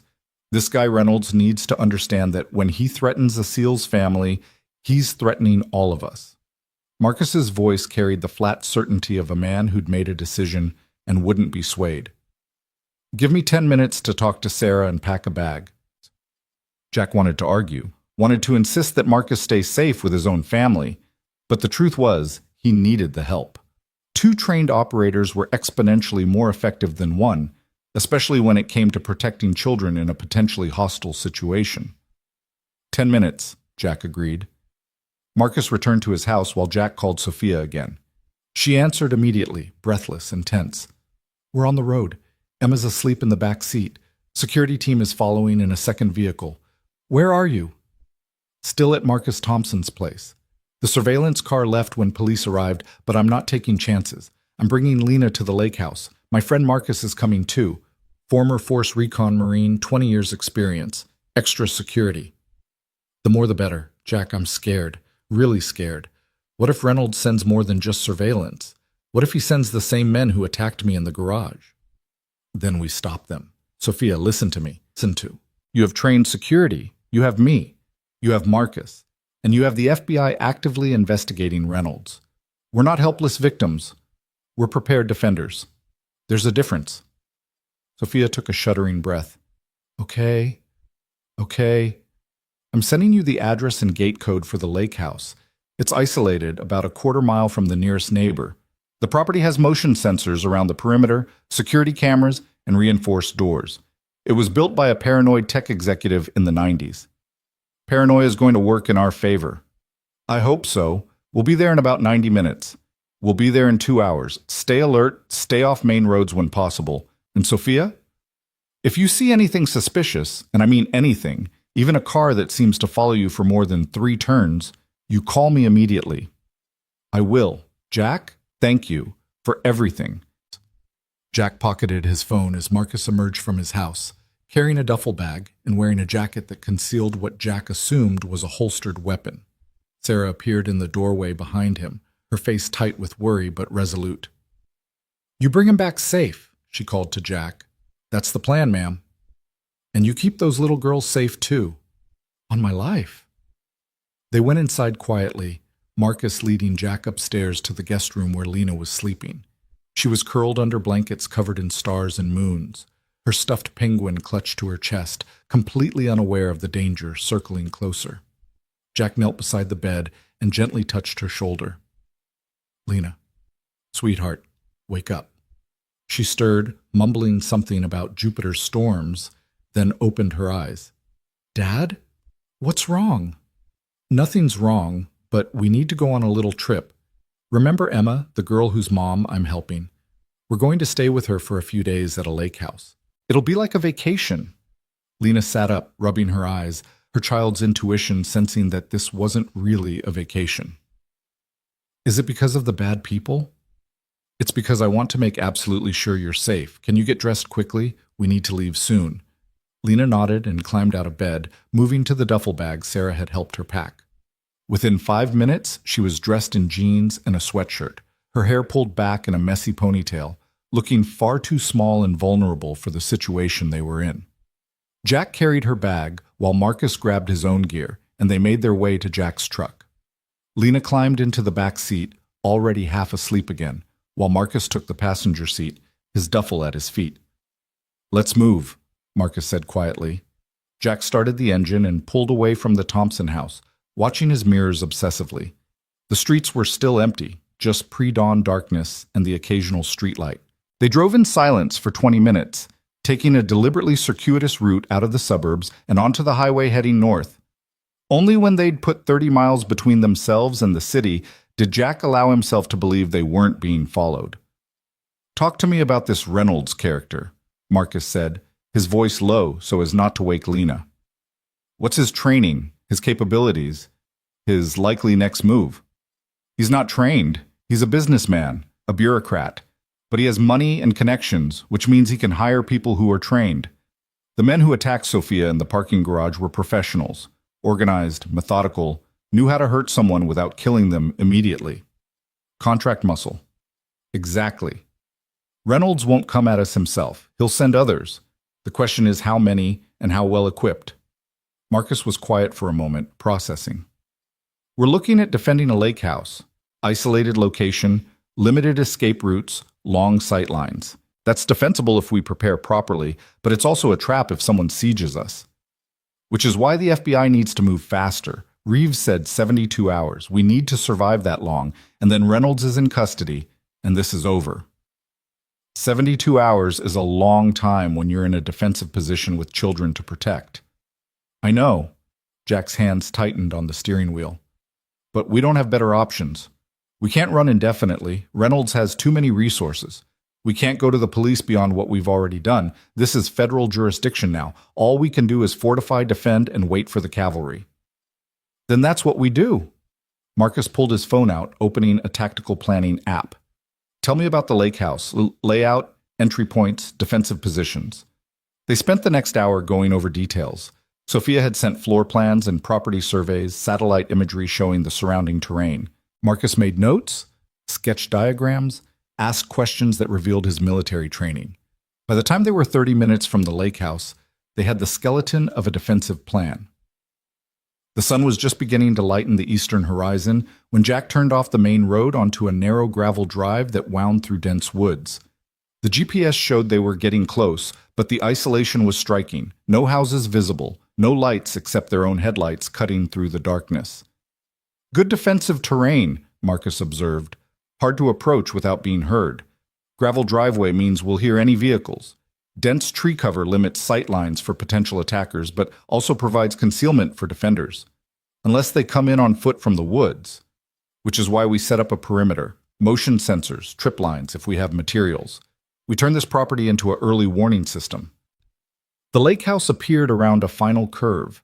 A 2-story structure with large windows facing the water, more modern than Jack had expected. Sophia's car was already parked near the front door, along with a black SUV that had to belong to her security team. Jack parked beside them and gently woke Lena.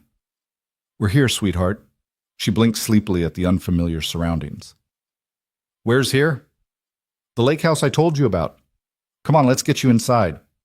They were met at the door by Marcus Chen, Sophia's head of security. He nodded acknowledgement at Jack, then extended a hand to Marcus Thompson. Marcus Chen, Force Recon. Marcus Thompson, same, small world. Getting smaller. Come in. Ms. Grant is inside with the girls. The lake house interior was open and airy, all exposed beams and polished wood floors with floor-to-ceiling windows overlooking the water. Sophia sat on a couch with Emma curled against her side, both of them looking exhausted. When Lena saw Emma, she perked up immediately. Hi, Emma. Remember me? From the other night? Emma nodded shyly. You're Mr. Jack's daughter. And you're the girl my dad helped. Want to see my penguin? His name is Captain Ice. Just like that, the girls were drawn into the easy friendship of childhood, settling onto the floor with Lena's stuffed animal and Emma's collection of books. The adults watched them for a moment, struck by the normalcy of children playing while danger circled outside. Sophia stood and crossed to Jack, her face pale and drawn. Thank you for coming, for bringing Lena. I know this isn't what you wanted. It's exactly what I wanted, Jack interrupted gently. Everyone I care about protecting in one location, with trained security and defensive advantages. This is good, Sophia. She nodded, not quite believing him, but wanting to. Chen's team swept the property. No signs of surveillance or intrusion. The security system is active, cameras covering all approaches. We should be safe here. Safe is a relative term, Marcus Thompson said, joining the conversation. But we're safer than we were. Chen, walk me through your defensive positions. The two Marines moved to a table covered in property maps and security camera feeds, immediately falling into tactical planning. Jack watched them work. grateful for their expertise, then turned back to Sophia. How are you holding up? I've been better. I've been worse. Mostly I'm tired. Sophia glanced at Emma, who was now showing Lena how to identify constellations in one of her books. I keep thinking about how we got here. A week ago, my biggest concern was a product launch. Now I'm hiding in a lake house with my daughter while federal agents investigate my company and a criminal I trusted tries to— Her voice broke slightly. Tries to hurt my child to silence me. He won't get the chance. You can't promise that. Watch me. Jack's voice carried absolute conviction. I've defended positions against insurgents with RPGs and military training. Reynolds has money and hired muscle. It's not even close to a fair fight, and we're the ones with the advantage. Sophia managed a weak smile. How do you do that? Stay calm when everything's falling apart? Training, experience, and the knowledge that panic helps no one. Jack gestured to the girls. They're counting on us to be strong, so we're strong. Simple as that. The morning passed in tense preparation. Marcus Thompson and Chen worked together to enhance the property's defenses, repositioning cameras, testing motion sensors, identifying potential weak points in the perimeter. Jack did a complete walk-around of the property, noting sight lines and approaches, mentally cataloging where an attack might come from and how they'd respond. Sophia stayed inside with the girls, trying to maintain some semblance of normalcy. She made breakfast, pancakes and bacon that neither she nor Jack had much appetite for, though Lena and Emma ate enthusiastically. She set up games and activities, keeping the girls occupied and their minds off the undercurrent of tension the adults couldn't quite hide. By noon, the defensive preparations were as complete as they could make them in the time available. Chen's team of 4 operators established a rotation, 2 on watch at all times, 2 resting. Marcus Thompson took up position on the second floor where he had a clear view of the driveway and surrounding woods. Jack remained mobile, checking cameras and sensors, his phone constantly in hand waiting for news from the FBI. At 1 p.m., Special Agent Reeves finally called. We have a problem, she said without preamble. Charles Reynolds is gone. Jack's blood went cold. Gone how? He never came home last night. His car is still in the Grant Tech parking garage. His phone goes straight to voicemail. His attorney claims he doesn't know where Reynolds is, but we think he helped him run. You were supposed to be watching him. We were. But we didn't have enough for an arrest warrant yet, just surveillance. Reynolds must have realized we were getting close and decided to disappear before we could file charges. Reeves's frustration was evident in her voice. We've issued a bolo, be on lookout, and we're tracking his credit cards and phone records. But Miller, if Reynolds has gone dark, he's either running or he's planning something. You need to be extremely careful. We're at a secure location, multiple trained security personnel. We're as ready as we can be. Where exactly are you? I can send local law enforcement to— With respect, Agent Reeves, I'm not telling you that information over an unsecured line. Reynolds has demonstrated he has reach and resources. For all I know, he's monitoring police frequencies. Reeves was silent for a moment, then sighed. You're not wrong to be paranoid. All right, keep your phone on. If Reynolds surfaces, I'll contact you immediately. And Miller, if he comes at you, you defend yourself and those girls. Lethal force if necessary. I'll make sure the paperwork reflects justified self-defense. Understood. Jack ended the call and immediately found Sophia, who was reading to the girls in the living room. He gestured for her to follow him to the kitchen, out of the children's earshot. Reynolds is in the wind, he said quietly. FBI lost him. They think he's either running or planning a last desperate move. Sophia's face went white. Which do you think it is? I think a man like Reynolds doesn't run. He has too much ego, too much to lose. He's going to try one final play to either destroy the evidence against him or eliminate the witnesses who can testify. Meaning us. Meaning us. Jack glanced toward the living room where the girls were absorbed in their story. We need to prepare for the possibility that Reynolds comes here. Today. Tonight. Soon. How would he even find us? I was so careful. No one knows about this place except— Sophia stopped, her eyes widening with realization and horror. Except my security team.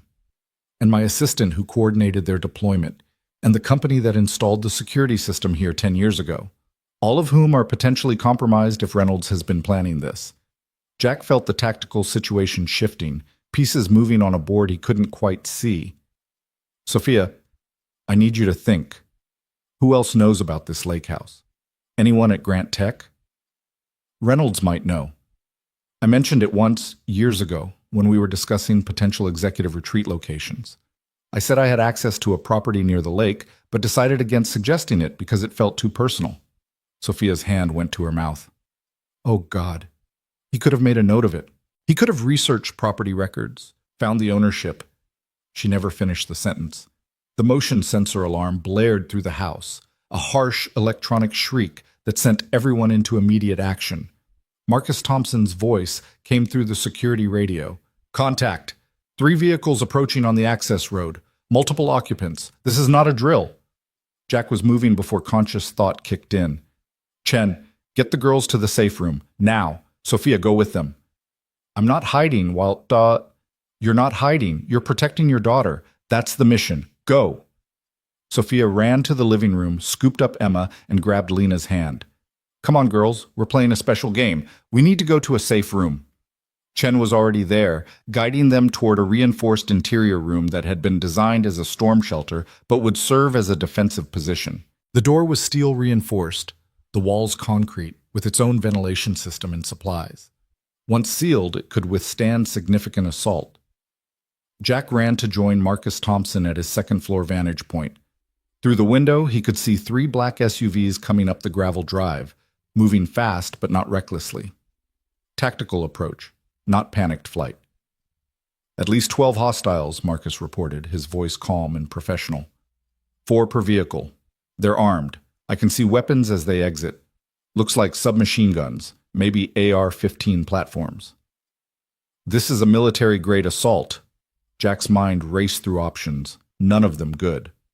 Reynolds hired a private military contractor. He's not trying to intimidate anymore. He's trying to eliminate. The SUVs stopped 50 yards from the house, just outside optimal defensive range. Doors opened and men emerged, professional operators in tactical gear, moving with the coordinated precision of trained soldiers. They immediately established a perimeter, covering angles and approaches with practiced efficiency. Then a 4th vehicle appeared, a luxury sedan that parked behind the SUVs. Charles Reynolds emerged from the back seat. Even from a distance, Jack could see the man's face, haggard, desperate, but still carrying an arrogance that defied the reality of his situation. Reynolds walked forward until he was within shouting distance of the house. Sophia! His voice carried across the open space. I know you're in there. I know Jack Miller is with you. This doesn't have to end badly. Come out. Bring me the evidence you've gathered. Do that, and everyone walks away alive. Jack grabbed the security radio. Chen, status? Safe room sealed. All principals secured. 4 operators ready for defensive engagement. Marcus was already positioning himself at the window, his rifle, acquired from Chen's equipment, trained on the approaching hostiles. Rules of engagement? Jack thought about the girls in the safe room, about the promise he'd made to protect them, about the line between defense and murder. They fire first, we respond with overwhelming force. We don't start this, but we finish it. Copy that. Below, Reynolds was still talking. You have 60 seconds to come out, Sophia. After that, my team will enter the house and retrieve you by force. People will get hurt. Children might get hurt. That's on you if you make me do this. Jack picked up his own radio, patching into the security team's channel. All units. This is Miller. Hostile force of 12 to 15 operators attempting to breach. Defensive positions. Lethal force authorized on my command. Protect the principals at all costs. Acknowledgements came back from Chen's team, their voices steady and professional. The 60 seconds ticked by in agonizing slowness. Jack could see Reynolds checking his watch, could see the tactical team preparing for entry. They had breaching tools, flashbangs, the full arsenal of a military assault. Time's up, Reynolds called. On your conscience, Sophia. He gestured to his team. The operators moved forward in coordinated groups, 4 toward the front door, 4 around the side toward the lake-facing entrance, the remaining group providing covering fire positions. Marcus tracked the lead operator with his rifle. Jack, they're committed. We need to make a decision. Jack thought about the girls, about Lena's small hand in his, about Emma's terrified face in that parking garage, about every child who deserved to grow up in a world where men like Reynolds didn't win through violence and intimidation. Light them up, Jack said quietly. Marcus squeezed the trigger. The lead operator went down, a red bloom spreading across his tactical vest. The assault team immediately scattered, taking cover behind vehicles and trees, returning fire toward the house. Windows shattered as bullets punched through glass, tearing into walls and furniture. Chen's team opened up from their positions, controlled bursts designed to suppress and drive back the attackers. The sound was deafening, overlapping cracks of rifle fire, the deeper boom of a shotgun, the continuous rattle of automatic weapons. Jack dropped to a prone position, using the window frame for cover as he returned fire with a pistol Chen had provided. He aimed for center mass, for the tactical vest's weak points, for the discipline of controlled aggression that had been drilled into him in countless training scenarios. The firefight lasted less than 2 minutes, but felt like hours. The tactical team was good, professional, but they'd expected minimal resistance. Instead, they'd walked into a prepared defense with trained operators who knew what they were doing. 3 of Reynolds' men were down, wounded, or dead. The rest had pulled back to their vehicles, maintaining suppressive fire but no longer attempting to breach. Then Jack saw Reynolds running, not toward his operators, not toward cover, but around the side of the house toward the back entrance that faced the lake. He was going to try to breach alone, to get to Sophia directly while his team kept the defenders occupied. "Marcus, you have command," Jack called. "I'm going after Reynolds." He didn't wait for a response, just moved. Jack ran through the house, ducking below windows as bullets continued to punch through walls, his mind already 3 steps ahead. Reynolds would try the back door, find it locked and reinforced, maybe try windows. He wasn't tactical, wasn't trained, but desperation made people dangerous. Jack reached the back of the house just as Reynolds was trying to smash through a window with a piece of firewood. The older man turned, his face a mask of rage and fear, and pulled a gun from his jacket, a small revolver, shaking in his grip. "Stay back," Reynolds gasped. "Stay back or I'll shoot." "No, you won't." Jack kept moving forward, his own weapon trained on Reynolds' center mass. "You're not a killer, Charles. You're a coward who paid other people to do violence for you. You don't have it in you to pull that trigger." "I'll do whatever it takes to survive. I've worked too hard, sacrificed too much to let you and Sophia destroy everything I've built. You destroyed it yourself when you chose profit over human life." Jack was within 10 feet now, close enough to see the sweat on Reynolds' face, the tremor in his hands. 4 people died because of your decisions. Michael Chen almost died. How many more deaths were you willing to accept to protect your bonuses? They were accidents, statistical inevitabilities. You can't run a manufacturing company without some level of risk. Risk is acceptable. Criminal negligence is not. Jack took another step. "Put the gun down, Charles. The FBI knows everything. The evidence is already in federal hands. Shooting me doesn't change that. It just adds murder to your charges." Reynolds' gun wavered. For a moment, Jack thought the man might actually surrender, might accept that his desperate gambit had failed. Then Reynolds' expression hardened with the look of someone who'd decided to die rather than face consequences. He raised the revolver, aiming directly at Jack's face. Jack didn't hesitate. His training took over, assessed the threat, neutralize with minimal force necessary, protect civilians. His finger squeezed the trigger twice in rapid succession. Reynolds went down, the revolver falling from his grip, blood spreading across his expensive suit. He clutched at his chest, his breath coming in wet, labored gasps.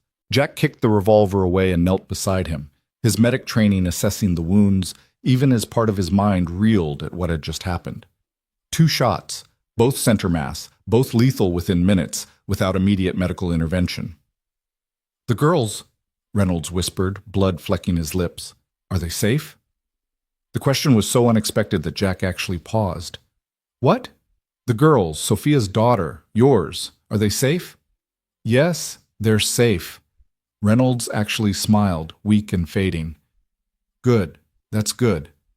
I never wanted—" He coughed, more blood. "Never wanted children hurt. Just wanted to protect what I'd built, what I'd earned. You can't take it with you, Charles. The money, the power, the reputation. All of it stays here. Only thing that matters is the legacy you leave behind. Then I'm damned, Reynolds breathed. His eyes were losing focus, the light fading. Tell Sophia, tell her I'm sorry. For all of it. Must not. Jack wanted to feel satisfaction, wanted to feel justice. Instead, he just felt tired. I'll tell her. Charles Reynolds died at 1:47 p.m. on a beautiful autumn afternoon beside a peaceful lake, surrounded by the violence he'd set in motion and the consequences he'd refused to face. Jack stood, his legs shaking slightly from adrenaline crash, and keyed his radio. Threat neutralized. Primary hostile down. Status on remaining attackers? Chen's voice came back immediately. Remaining hostiles retreating. 3 casualties on their side, no casualties on ours. They're pulling back. Someone must have told them Reynolds is down. Let them go. Get photos of their vehicles, plates if possible. FBI will want to track them down. Copy that. Jack walked back around the house, his weapon lowered but ready. The sound of gunfire had stopped, replaced by an eerie silence broken only by the lap of lake water against the shore and the ticking of cooling engines. The tactical team was gone. Their wounded loaded into the SUVs, leaving behind only shell casings and blood on the gravel. They'd accomplished their mission. Reynolds had ordered a final assault, but when their employer went down, so did their motivation to continue fighting. Marcus met Jack at the front door, his face grim. You okay? I've been better. Reynolds? Dead. Marcus nodded slowly. Good. Bastard deserved worse for what he tried to do here. They stood in silence for a moment, 2 warriors processing the violence they'd just survived, the lives they'd just taken or saved, the moral calculus that never quite balanced no matter how justified the actions. Then Jack heard it. A small voice from inside the house, cutting through the post-battle quiet. Daddy? Lena. Jack holstered his weapon and ran inside, following the sound to the safe room. Chen was there, opening the reinforced door, and as it swung wide, Jack saw his daughter standing in the doorway. Her face pale, but her eyes dry. Captain Ice the Penguin clutched tightly in her arms. Is it over? Lena asked quietly. Jack knelt so he was at her eye level and pulled her into his arms, holding her so tightly he worried for a moment he might hurt her. But she just wrapped her skinny arms around his neck and held on just as fiercely. It's over, he whispered into her hair. The bad people are gone. You're safe. Beside them, Sophia emerged from the safe room with Emma in her arms, the little girl's face buried in her mother's shoulder. Sophia's eyes found Jack's, asking a silent question. Jack just nodded. Reynolds was gone. The threat was eliminated. The nightmare was over. Sophia's legs seemed to give out, and she sank to the floor, still holding Emma, tears streaming down her face. Tears of relief, of trauma release, of the impossible weight of responsibility finally lifting. The next hours passed in a blur of official activity. Agent Reeves arrived with a team of federal agents, crime scene investigators, and what seemed like half the county sheriff's department. Statements were taken, evidence was collected, bodies were photographed and removed. Jack told the story 3 times. To Reeves, to her supervisor, to a state police detective who specialized in officer-involved shootings. Each time he recounted the events with clinical precision. Reynolds' assault team, the defensive engagement, Reynolds attempting to breach the house alone, the moment he raised his weapon and forced Jack to make the only choice that kept everyone else alive. Each official reached the same conclusion, justified self-defense. Reynolds had initiated lethal force. Jack had responded proportionally. The physical evidence supported Jack's account. No charges would be filed. By evening, the lake house was quiet again, the officials gone, the crime scene tape removed. Chen's security team had been relieved by fresh operators who would maintain watch for the next few days while the investigation concluded. Marcus Thompson had called his wife, assured her he was fine, and agreed to stay one more night to help Jack process everything that had happened. The girls were asleep, exhausted by trauma and adrenaline, tucked into beds in adjacent rooms where they could call out for their parents if nightmares came. Jack sat on the lake house deck, staring at water that reflected the sunset in shades of amber and rose. Sophia joined him, carrying 2 glasses of whiskey, one of which she pressed into his hand. I don't really drink, Jack said. Neither do I. But tonight seems like an exception. They sat in silence for a while, sipping whiskey that burned going down and warmed from the inside. Finally, Sophia spoke. You saved our lives, all of us. If you hadn't been here, if you hadn't trained Marcus and coordinated with Chen, if you hadn't stopped Reynolds, her voice broke. We'd be dead. Emma would be dead. We all saved each other, Jack said quietly. You had the courage to investigate. Chen and his team had the skills to defend. Marcus had the loyalty to risk his life for people he barely knew. I just did what any father would do to protect his daughter. Not any father. Most men would have walked away when I asked for help. Most men would have let the past stay buried. Sophia turned to look at him, her face lined with exhaustion, but also something else. Respect, gratitude, maybe even admiration. You're a good man, Jack Miller. Better than I deserve after what I did to you. What you did was human. You made a mistake, and then you spent 2 years regretting it. That's more integrity than most people manage.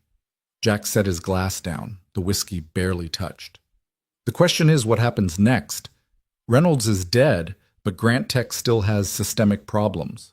The culture that allowed his corruption to thrive, the systems that prioritize profit over safety. All of that still exists. Sophia nodded slowly. I know. I've been thinking about that. I can't go back to being the CEO I was. I can't pretend this didn't happen or that everything is fine if we just fix a few policies. She took a deep breath. I'm going to rebuild Grant Tech from the ground up. New safety protocols, independent oversight, worker advocates on the board. I'm going to make it the kind of company I should have built from the beginning. That's going to cost you. Shareholders won't like it. Profit margins will drop. I don't care. I have more money than I could spend in 10 lifetimes. What I don't have is the ability to look at myself in the mirror if I let one more person die because of corporate negligence. Sophia's voice was firm, decided. And I want you to help me. Jack turned to look at her fully. What? Come back to Grant Tech, not as a mechanic, as director of safety and operations.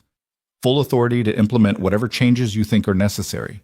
Complete autonomy, direct report to me, budget to do it right. Sophia met his eyes. I know it's asking a lot after everything. I know you have every reason to say no. But Jack, if anyone knows how to build a safety culture that actually protects workers, it's you. Jack was quiet for a long time, processing the offer, weighing it against his hard-won peace as a mechanic, his quiet life with Lena, his freedom from corporate politics.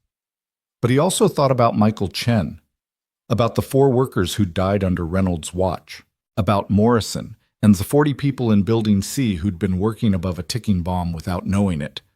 I'll do it on one condition, Jack finally said. Name it. Michael Chen gets his job back, full back pay for the time he lost, promotion if he wants it, and a formal apology from the company for what happened to him. Sophia smiled. Already done. I tracked him down yesterday and called him personally. He starts next week in a supervisory position.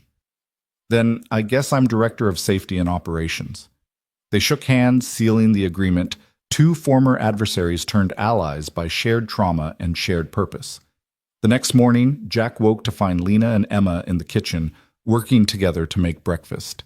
Lena was teaching Emma how to crack eggs while Sophia supervised, and the sound of children's laughter filled the space where gunfire had echoed just 24 hours earlier. Marcus found Jack on the deck, coffee in hand, watching the sunrise paint the lake in colors of gold and pink. How you doing, brother? Marcus asked. Honestly, I don't know yet. Ask me in a few months when the nightmares start. They always do, but you know what helps? What? Knowing you did the right thing, knowing the people you protected got to wake up this morning because of choices you made. Marcus gestured toward the kitchen where the girls' laughter continued. Listen to that sound. That's what you fought for. That's what matters. Jack listened. The innocence of children who'd survived something they should never have experienced, who were resilient enough to find joy even in the shadow of trauma. Yeah, he said quietly. That's what matters. Agent Reeves called that afternoon with updates. Reynolds' tactical team had been identified. Private military contractors from a firm with questionable ethics and expensive rates. They were being tracked down for questioning regarding their role in the assault. Reynolds' attorney was cooperating, providing documentation of the conspiracy in exchange for immunity. The evidence against Reynolds was so overwhelming that the FBI was already preparing a public statement exonerating Sophia and Jack of any wrongdoing. "You two did good work," Reeves said. "Dangerous work, reckless work, work you should have left to federal agents, but good work nonetheless. We'll need you both for testimony once the related cases go to trial, but that won't be for months." "Understood," Jack said. "Agent Reeves, thank you for believing us, for moving as fast as you could. I just wish we'd moved faster. If we'd arrested Reynolds before he ran, none of yesterday would have happened. But we'd never know for sure if he would have escalated to violence. Now we know. Now it's documented. And now every other executive at every other company knows that this kind of corruption has consequences." Reeves was quiet for a moment. "That's an optimistic way to look at it." "I'm trying optimism for a change. See how it fits." They ended the call. Jack found Sophia in the living room reading to both girls from Emma's astronomy book. They looked peaceful, safe, the trauma of yesterday already beginning to transform into just a scary memory rather than a defining moment. "We should head home soon," Sophia said quietly. "Emma needs her own bed, her own routine. So does Lena." "Agreed. Tomorrow morning?" "Tomorrow morning."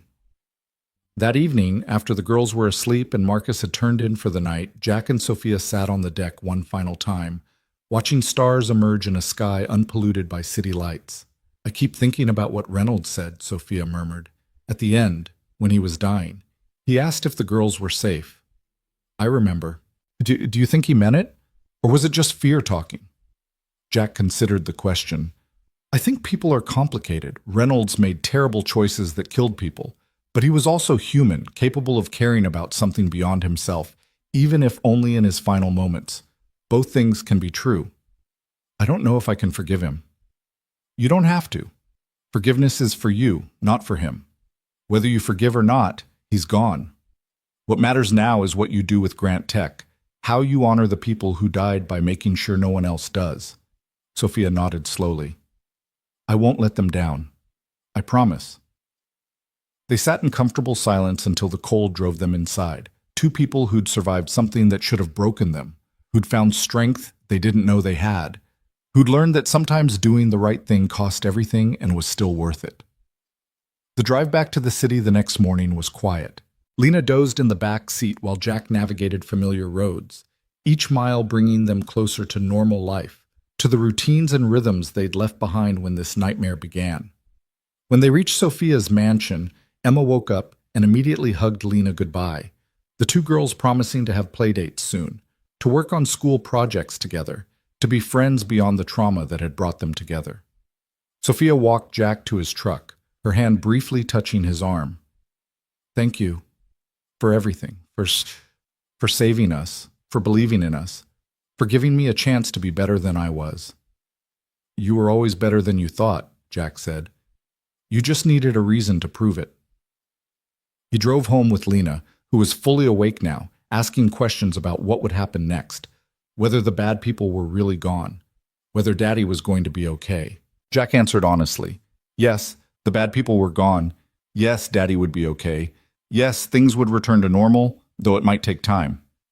What he didn't say was that he'd carry yesterday with him forever, that he'd see Reynolds' face in dreams, would wonder if there'd been another way, would question if the violence could have been avoided. But he'd also carry the memory of Lena safe in his arms, of Emma's laughter in the kitchen, of Sophia's promise to rebuild her company into something worth believing in. In the end, that had to be enough, because it was all they had, and sometimes all you had was everything that mattered. 3 months later, Jack stood in front of what had once been Building C, watching construction crews install new ventilation systems and replace equipment that should have been retired years ago. The building had been gutted and rebuilt from the foundation up, every system inspected and certified, every safety protocol reviewed and strengthened. It was costing Grant Tech millions of dollars, and the company's stock had taken a significant hit when the full scope of Reynolds' corruption became public. But no one had died in those 3 months. Not a single accident, not a single preventable injury, not a single worker sent home with exposure to chemicals that shouldn't have been in the facility. That was worth more than any stock price. Impressive, isn't it? Morrison appeared beside him carrying a tablet that showed the renovation schedule.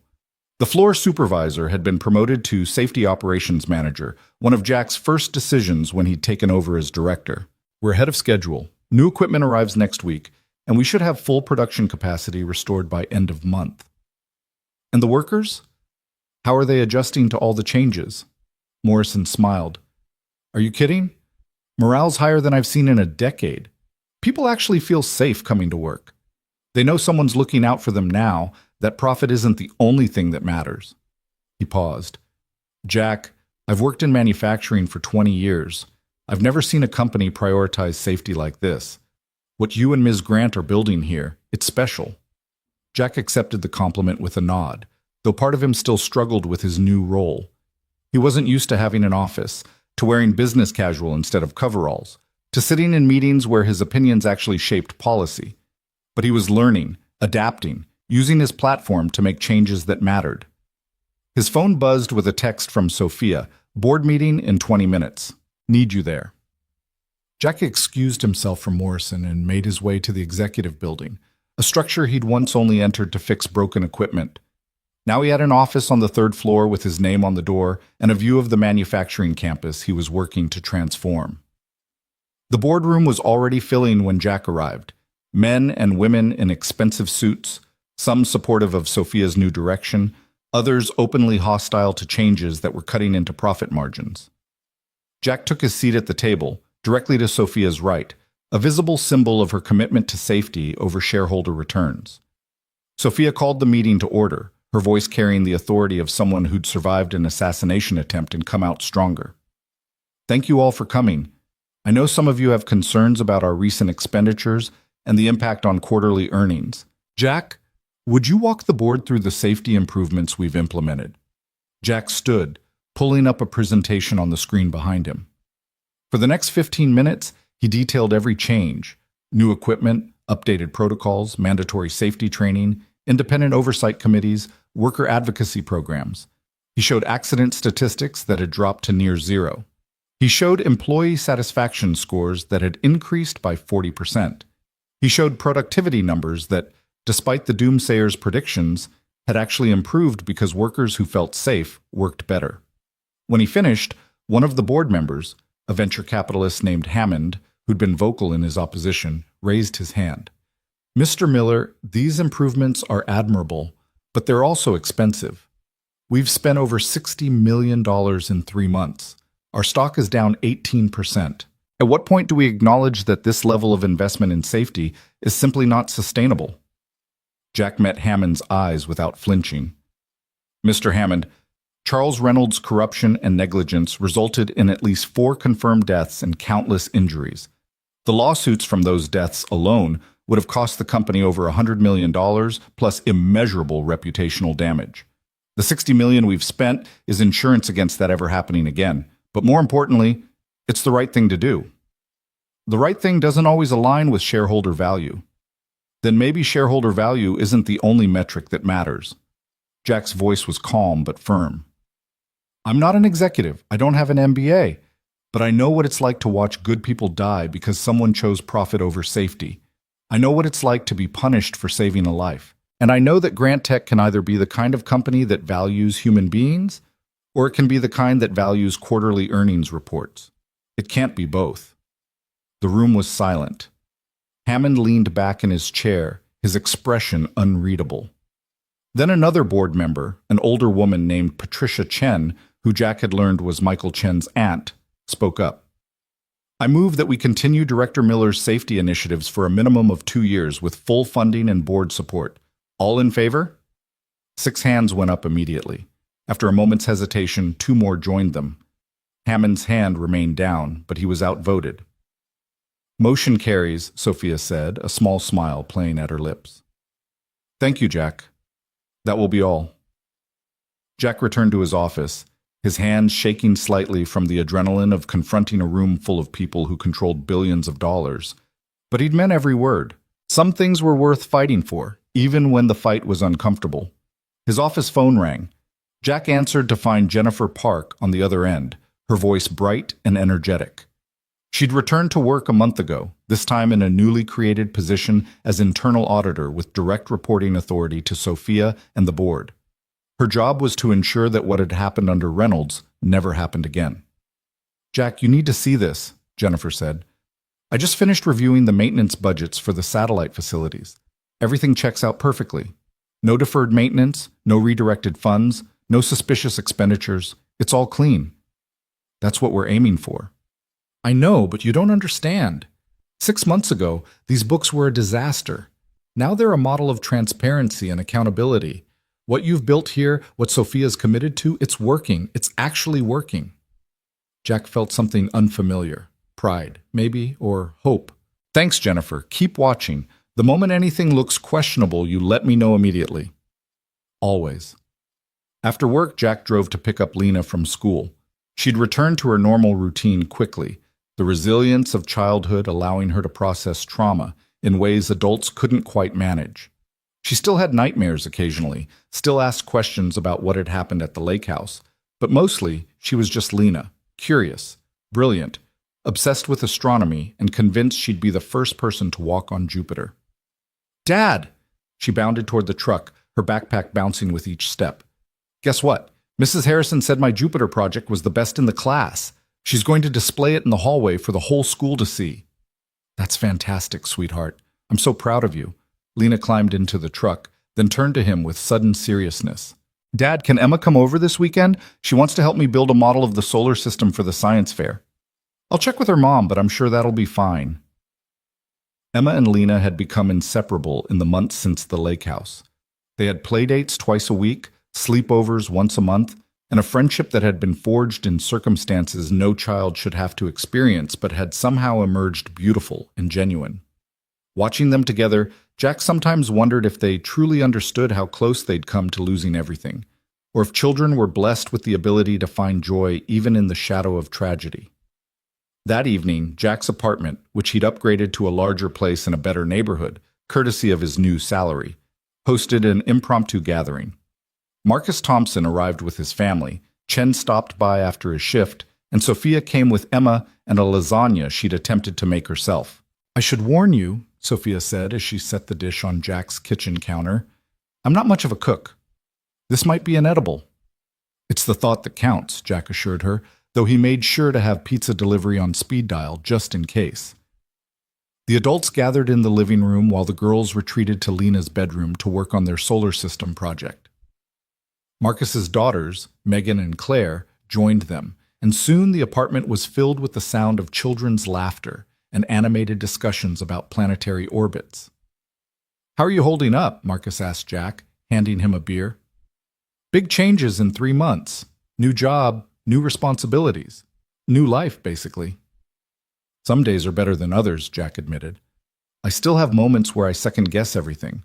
Wonder if I should have just stayed a mechanic, kept my head down, avoided all of this."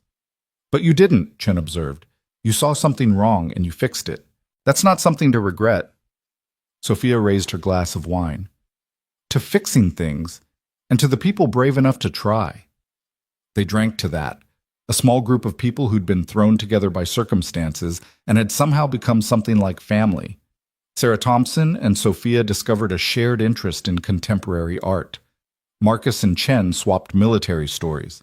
Jack just listened, content to be part of something good, something normal, something that wasn't about survival or violence or desperate last stands. Later, after the Thompsons had left and Chen had headed home, Sophia helped Jack clean up while the girls continued their project. They worked in comfortable silence, loading the dishwasher and wiping down counters with the easy rhythm of people who'd learned to trust each other completely.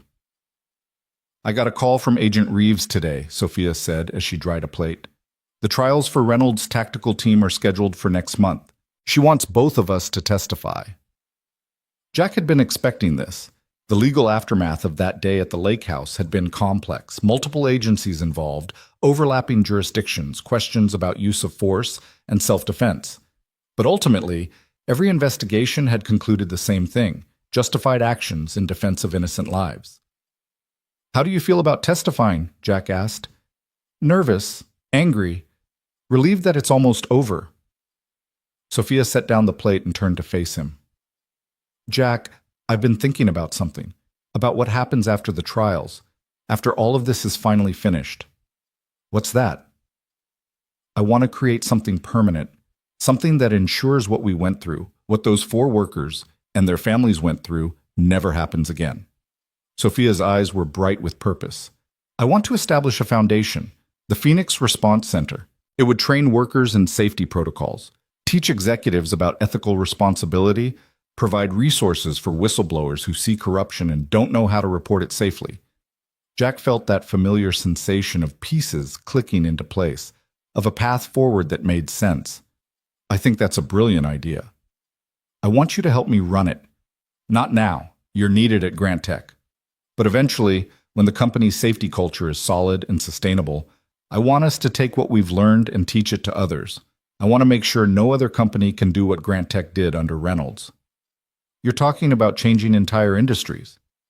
I'm talking about saving lives. That's all I've ever wanted to do since the night in that parking garage when I realized how badly I'd failed. Sophia's voice cracked slightly.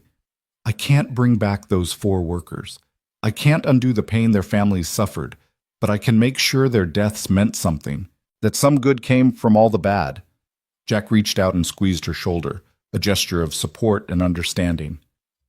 Then that's what we'll do, together. Sophia smiled through tears. Together. The girls emerged from Lena's room carrying a model solar system that was lopsided and covered in glue, but created with such obvious enthusiasm that it was beautiful. Emma pointed out each planet, explaining its features with the seriousness of a NASA scientist, while Lena added dramatic details about storms and volcanoes and the terrifying beauty of space. Watching them, Jack felt something shift inside him, a releasing of tension he hadn't realized he'd been carrying, a letting go of the fear that had defined the past 3 months. His daughter was safe. Sophia's daughter was safe. The immediate danger had passed, and while the world was still full of threats and challenges, in this moment they were okay. More than okay. They were healing. The trials came and went. Jack and Sophia testified about Reynolds' corruption, about the assault at the lake house, about the desperate final confrontation that had ended with Reynolds' death. The defense attorneys tried to paint them as vigilantes, as people who'd taken the law into their own hands. The prosecutors painted them as heroes who'd defended children against armed criminals. The jury sided with the prosecutors. Reynolds' tactical team was convicted on multiple charges: assault with deadly weapons, conspiracy to commit murder, illegal use of military equipment in civilian operations. They received sentences ranging from 15 to 25 years. When the verdicts were read, Jack felt no satisfaction, no sense of victory, just exhaustion and relief that it was finally, truly over. 6 months after the trials, Grant Tech held a ceremony. Sophia stood before an audience of workers, executives, journalists, and families of the 4 workers who died under Reynolds' watch. She spoke about accountability, about the failures that had led to preventable deaths, about the company's commitment to never letting profit override human life again. Then she unveiled a memorial, a simple stone monument in the center of the Grant Tech campus, engraved with 4 names: David Martinez, Sarah Johnson, Thomas Wright, and Kevin Park. Below their names, a single line: "They deserved better. We will do better." Jack stood beside Sophia as family members approached the memorial, some crying, some angry, all of them carrying grief that would never fully heal. He'd met with each family personally in the months since Reynolds' death, listening to their stories, acknowledging the company's failures, promising that their loved ones hadn't died in vain. It wasn't enough. It would never be enough. But it was something. After the ceremony, Michael Chen found Jack near the memorial. The man who'd almost died 2 years ago, whose life Jack had saved at the cost of his own career, extended his hand. "Thank you," Michael said simply, "for saving my life, for coming back, for making this place what it should have been all along." Jack shook his hand, feeling the weight of that moment 2 years ago, the choice that had cost him everything and somehow led him here. "I'm just glad you're okay." "More than okay. I'm alive because you broke the rules. Those 4 people on that memorial died because someone followed them." Michael glanced at the stone monument. "Rules matter, but people matter more. You taught me that." After Michael left, Sophia joined Jack in front of the memorial. They stood in silence, reading the names, carrying the weight of what had been lost and what had been saved. "Do you think they'd forgive us?" Sophia asked quietly. "The families? The workers who died?" "I think forgiveness isn't something we get to ask for," Jack said. "We just have to earn it, every single day, by doing better." "Then that's what we'll do." 1 year after the lake house, the Phoenix Response Center opened its doors. It wasn't much at first. A converted warehouse on the edge of the city, outfitted with training equipment and classrooms and a small staff of dedicated people who believed in the mission. But it was a start. Jack had transitioned from Grant Tech to the center 6 months earlier, once he was confident that the safety culture he'd built was sustainable. Morrison had been promoted to his position, and Jack had spent weeks training him, passing on everything he'd learned about balancing corporate pressures with ethical responsibility.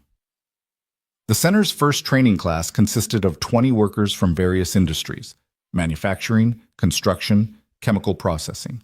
Jack and Sophia taught them about recognizing safety violations, reporting corruption, protecting themselves legally and physically when they blew the whistle on dangerous practices.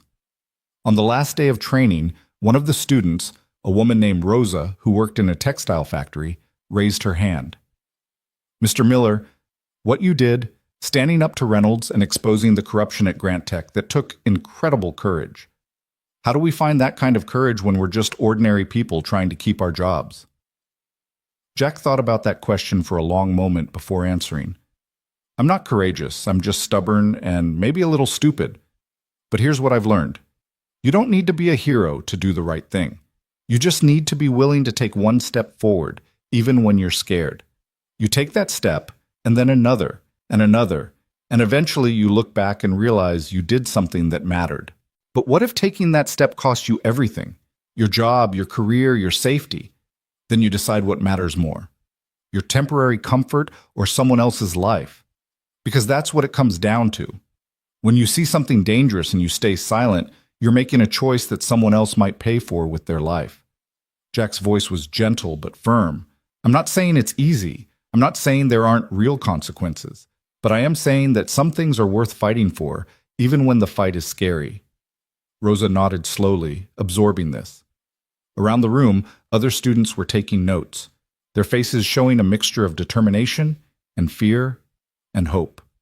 After class, Sophia found Jack in his office, a small space with windows overlooking the training floor. She carried 2 cups of coffee and a folder full of applications for the next training session. "We have 60 people signed up for the next class," she said, handing him the coffee. "Word's spreading. People want to learn how to protect themselves and their coworkers. Jack, I think this might actually work." "It's already working." Jack gestured to the training floor where students were practicing safety inspections on mock equipment. "Look at them. 3 weeks ago, they were scared workers who felt powerless. Now they're learning how to identify hazards, how to report violations, how to stand up for themselves. We're creating a generation of people who won't accept dangerous working conditions just because their employer tells them to." Sophia smiled. "You sound like a revolutionary." "I sound like someone who's tired of watching good people die preventable deaths." They stood at the window watching the students work. 2 people who'd been brought together by tragedy and had chosen to create something meaningful from the wreckage. The Phoenix Response Center wasn't going to change the world overnight, but it might save a few lives, and a few lives were worth everything. That evening, Jack drove to pick up Lena from Emma's house, where the girls had been working on yet another school project. Sophia's mansion was different now. The security had been scaled back to reasonable levels, the paranoia had faded, and it felt more like a home than a fortress. Emma and Lena emerged carrying a poster board covered in photos and text. Their project, Lena explained with barely contained excitement, was about heroes. Real heroes, not superheroes from movies, but ordinary people who'd done extraordinary things. "And look, Dad," Lena said, pointing to one section of the poster. "We included you." Jack's breath caught. There was a photo of him. He didn't know where they'd gotten it, alongside text that read, "Jack Miller, former Navy SEAL and safety director, who stopped bad people from hurting workers and saved lives by standing up for what was right." "Girls, this is..." Jack struggled to find words. "This is wonderful. I'm honored to be on your hero poster. You're our hero, Emma said simply. You saved my mom. You saved me. You saved lots of people. We save each other, Jack corrected gently. Your mom is just as much a hero as I am. She had the courage to investigate corruption even when it was dangerous. She chose to do the right thing even when it cost her company money. That takes real strength. Sophia appeared in the doorway, her eyes suspiciously bright. Are you making me cry in front of the children, Jack Miller? Just stating facts. The girls insisted on showing off their entire project. Heroes from history, heroes from their community, heroes who were teachers and firefighters and doctors. But the section on Jack and Sophia was the centerpiece, lovingly created with glitter and photographs and handwritten explanations of what made someone heroic. Later, after Lena had fallen asleep in the truck on the drive home, after Jack had carried her to bed and tucked her in with Captain Ice, the penguin beside her, he sat in his living room and thought about the past year, about everything they'd survived, everything they'd lost, everything they'd built from the ashes. His phone buzzed with a text from Sophia. Thank you for today, for every day, for giving me a chance to be better. Jack typed back. Thank you for taking that chance, for trusting me when you had every reason not to. The response came immediately. Coffee tomorrow? I have ideas for expanding the center. Of course you do, Jack replied with a smile. Tomorrow at 8. The months continued to pass, marked by small victories and incremental progress. The Phoenix Response Center trained hundreds of workers who returned to their jobs armed with knowledge and confidence to speak up when they saw something wrong. Grant Tech's accident rate remained at near zero, becoming an industry benchmark that other companies studied and tried to emulate. Jennifer Park published an article in a business journal about transparent accounting practices that became required reading in MBA programs. Jack and Sophia became something like partners, united by shared mission and mutual respect that had been forged in the worst circumstances and tempered into something unbreakable. They weren't friends exactly. Their relationship was too complex, too weighted with history. But they were allies in the truest sense, two people committed to the same cause. Lena and Emma grew closer, their friendship deepening from playdates to true sisterhood. They had sleepovers where they stayed up late talking about boys and space and their dreams for the future. They defended each other at school, collaborated on projects, and called each other every night before bed. One evening, almost exactly 1 year after the confrontation at the lake house, Jack received a call from Agent Reeves. I thought you'd want to know, she said. We just closed the last investigation related to Reynolds. Every contractor, every accomplice, every person who helped him cover up violations, they've all been identified and prosecuted. It's over, Jack, completely over.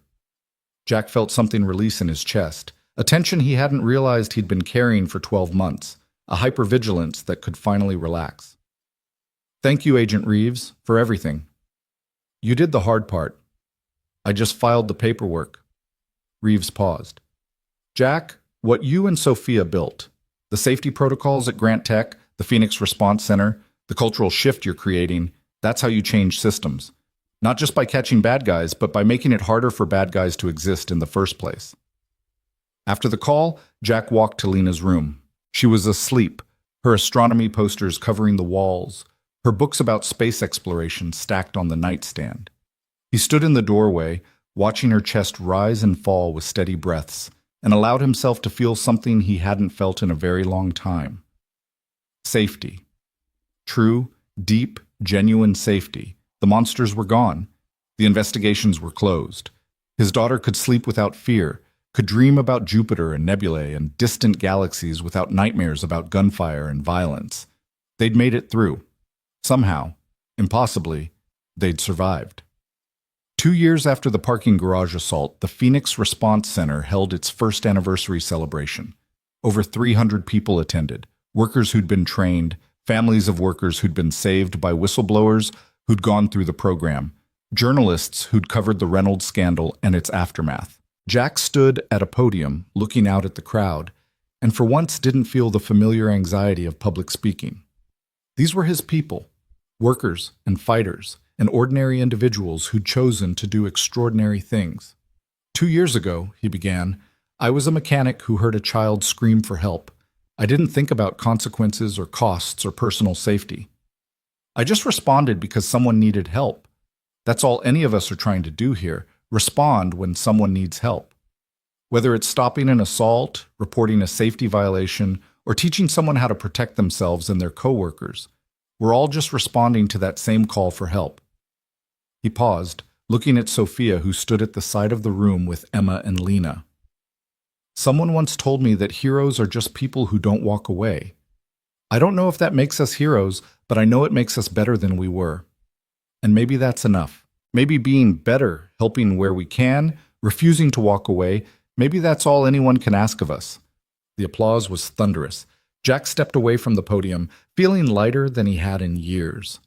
After the celebration, after the crowds had dispersed and the center had emptied, Jack found himself alone with Sophia on the rooftop of the converted warehouse. The city spread out before them, millions of lights representing millions of lives, each one valuable, each one worth protecting. "We did it," Sophia said softly. "We actually did it. We stopped Reynolds. We changed Grant Tech. We created something that's going to save lives for years to come." "You did it," Jack corrected. "I just helped." "No, we did it together. I couldn't have done any of this without you." Sophia turned to face him. "Jack, I need to tell you something. Something I should have said 2 years ago, but was too proud and too scared to admit." "What's that?" "When I fired you, I knew it was wrong. I knew you'd saved Michael Chen's life, that you'd done exactly what any decent person would do. But I fired you anyway because I was afraid of bad publicity, afraid of looking weak, afraid of admitting that our safety protocols were inadequate. I sacrificed you to protect my image." Sophia's voice was thick with emotion. "And then, 2 years later, you saved my life. You saved my daughter. You risked everything to help me, even though I'd destroyed your career. That kind of grace, that kind of forgiveness. I don't deserve it, but I'm grateful for it every single day." Jack was quiet for a long moment, processing this confession, this vulnerability. "You know what I learned from all of this? People are complicated. We make mistakes. We fail. We let fear drive our decisions. But we can also choose to be better. You chose to be better, Sophia. That matters more than the mistake. I'm trying. Every day I'm trying to be the person I should have been all along. That's all any of us can do." They stood in silence, two people who'd been through hell together and had emerged scarred but stronger, broken but healing. "Jack?" Sophia's voice was tentative.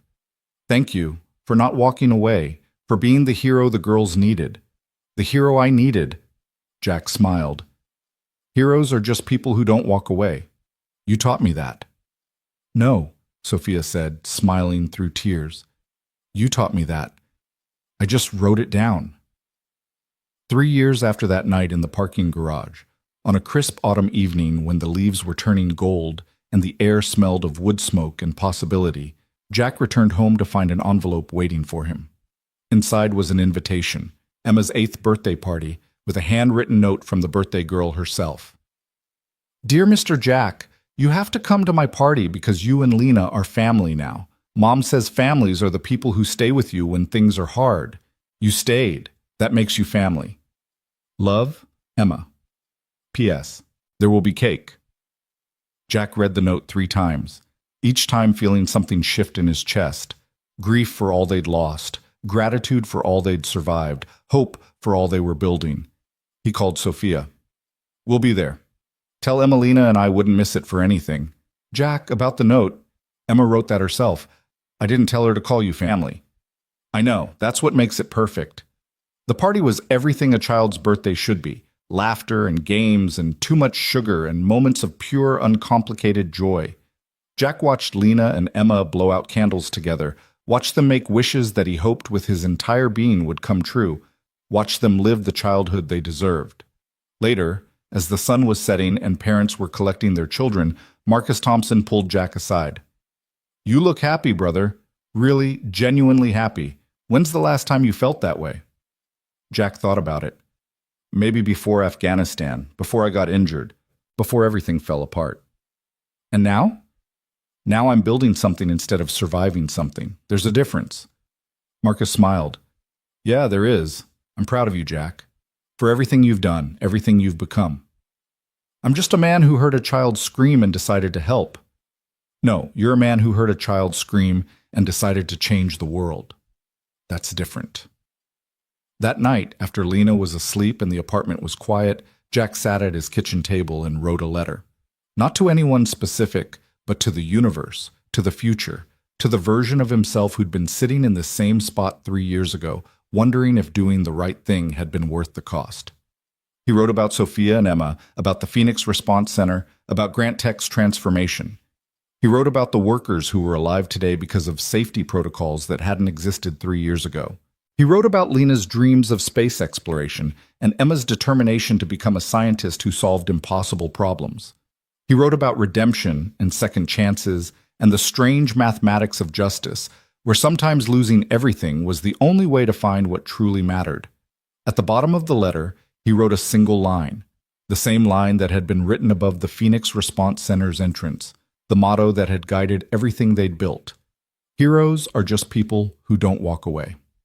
Jack folded the letter and placed it in a drawer, a message to his past self and his future self, a reminder of what they'd survived and what they'd become. The next morning, he woke to find Lena making breakfast, badly, enthusiastically, with pancake batter on the ceiling and flour on her clothes. She was singing something about Jupiter's moons, completely unself-conscious, completely happy. Jack stood in the doorway, watching his daughter, and felt gratitude so profound it brought tears to his eyes. This moment, this ordinary, perfect, impossibly precious moment, was what he'd fought for. This was what had been worth every cost, every sacrifice, every terrifying choice. His phone buzzed with a text from Sophia. New class starts today at the center.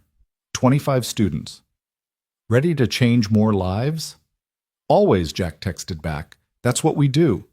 He helped Lena finish breakfast, drove her to school, and headed to the Phoenix Response Center, where 25 workers waited to learn how to protect themselves and their coworkers.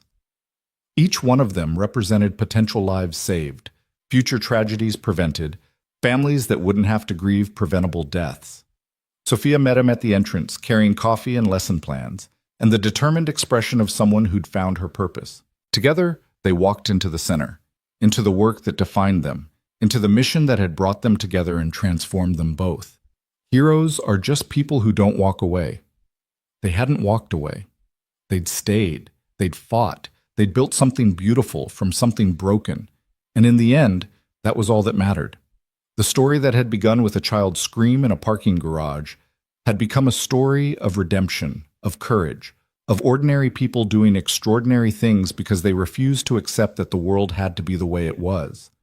Jack Miller, former Navy SEAL, former mechanic, former outcast, had become exactly what he'd always been: a protector, a defender, a man who heard calls for help and responded. Sophia Grant, former CEO who'd prioritized profit over people, had become something better, a leader who understood that success meant nothing if it was built on suffering, that wealth meant nothing if it cost human lives. Together, they'd created a legacy that would outlive them both, that would protect people they'd never meet, that would prove that integrity and courage and refusing to walk away could actually change the world. Years would pass. Lena would grow up to become an aerospace engineer, designing systems that kept astronauts safe in the hostile environment of space. Emma would become a corporate ethics consultant, teaching the next generation of executives that profit and morality weren't mutually exclusive. The Phoenix Response Center would expand to 12 locations across the country, training thousands of workers, preventing countless accidents, saving lives that would never know they'd been saved. Grant Tech would become the gold standard for safety culture, the company other corporations studied when they wanted to do better. And Jack Miller would continue to wake up every morning, grateful for the daughter sleeping down the hall, for the work that gave his life meaning, for the second chance he'd been given to be the man he'd always wanted to be. But all of that was still in the future. In this moment, on this ordinary Tuesday morning, 3 years after everything changed, Jack Miller stood in the Phoenix Response Center's training room, looked at 25 workers who'd come to learn how to save lives, and said the words that had become his creed, his purpose, his truth. Heroes are just people who don't walk away. So today, we're all going to be heroes. Let's get started. And they did. Because that's what heroes do. They don't walk away. They stay. They fight, they build. They make the world better, one choice at a time, one life at a time, one moment at a time. And sometimes that's enough to change everything.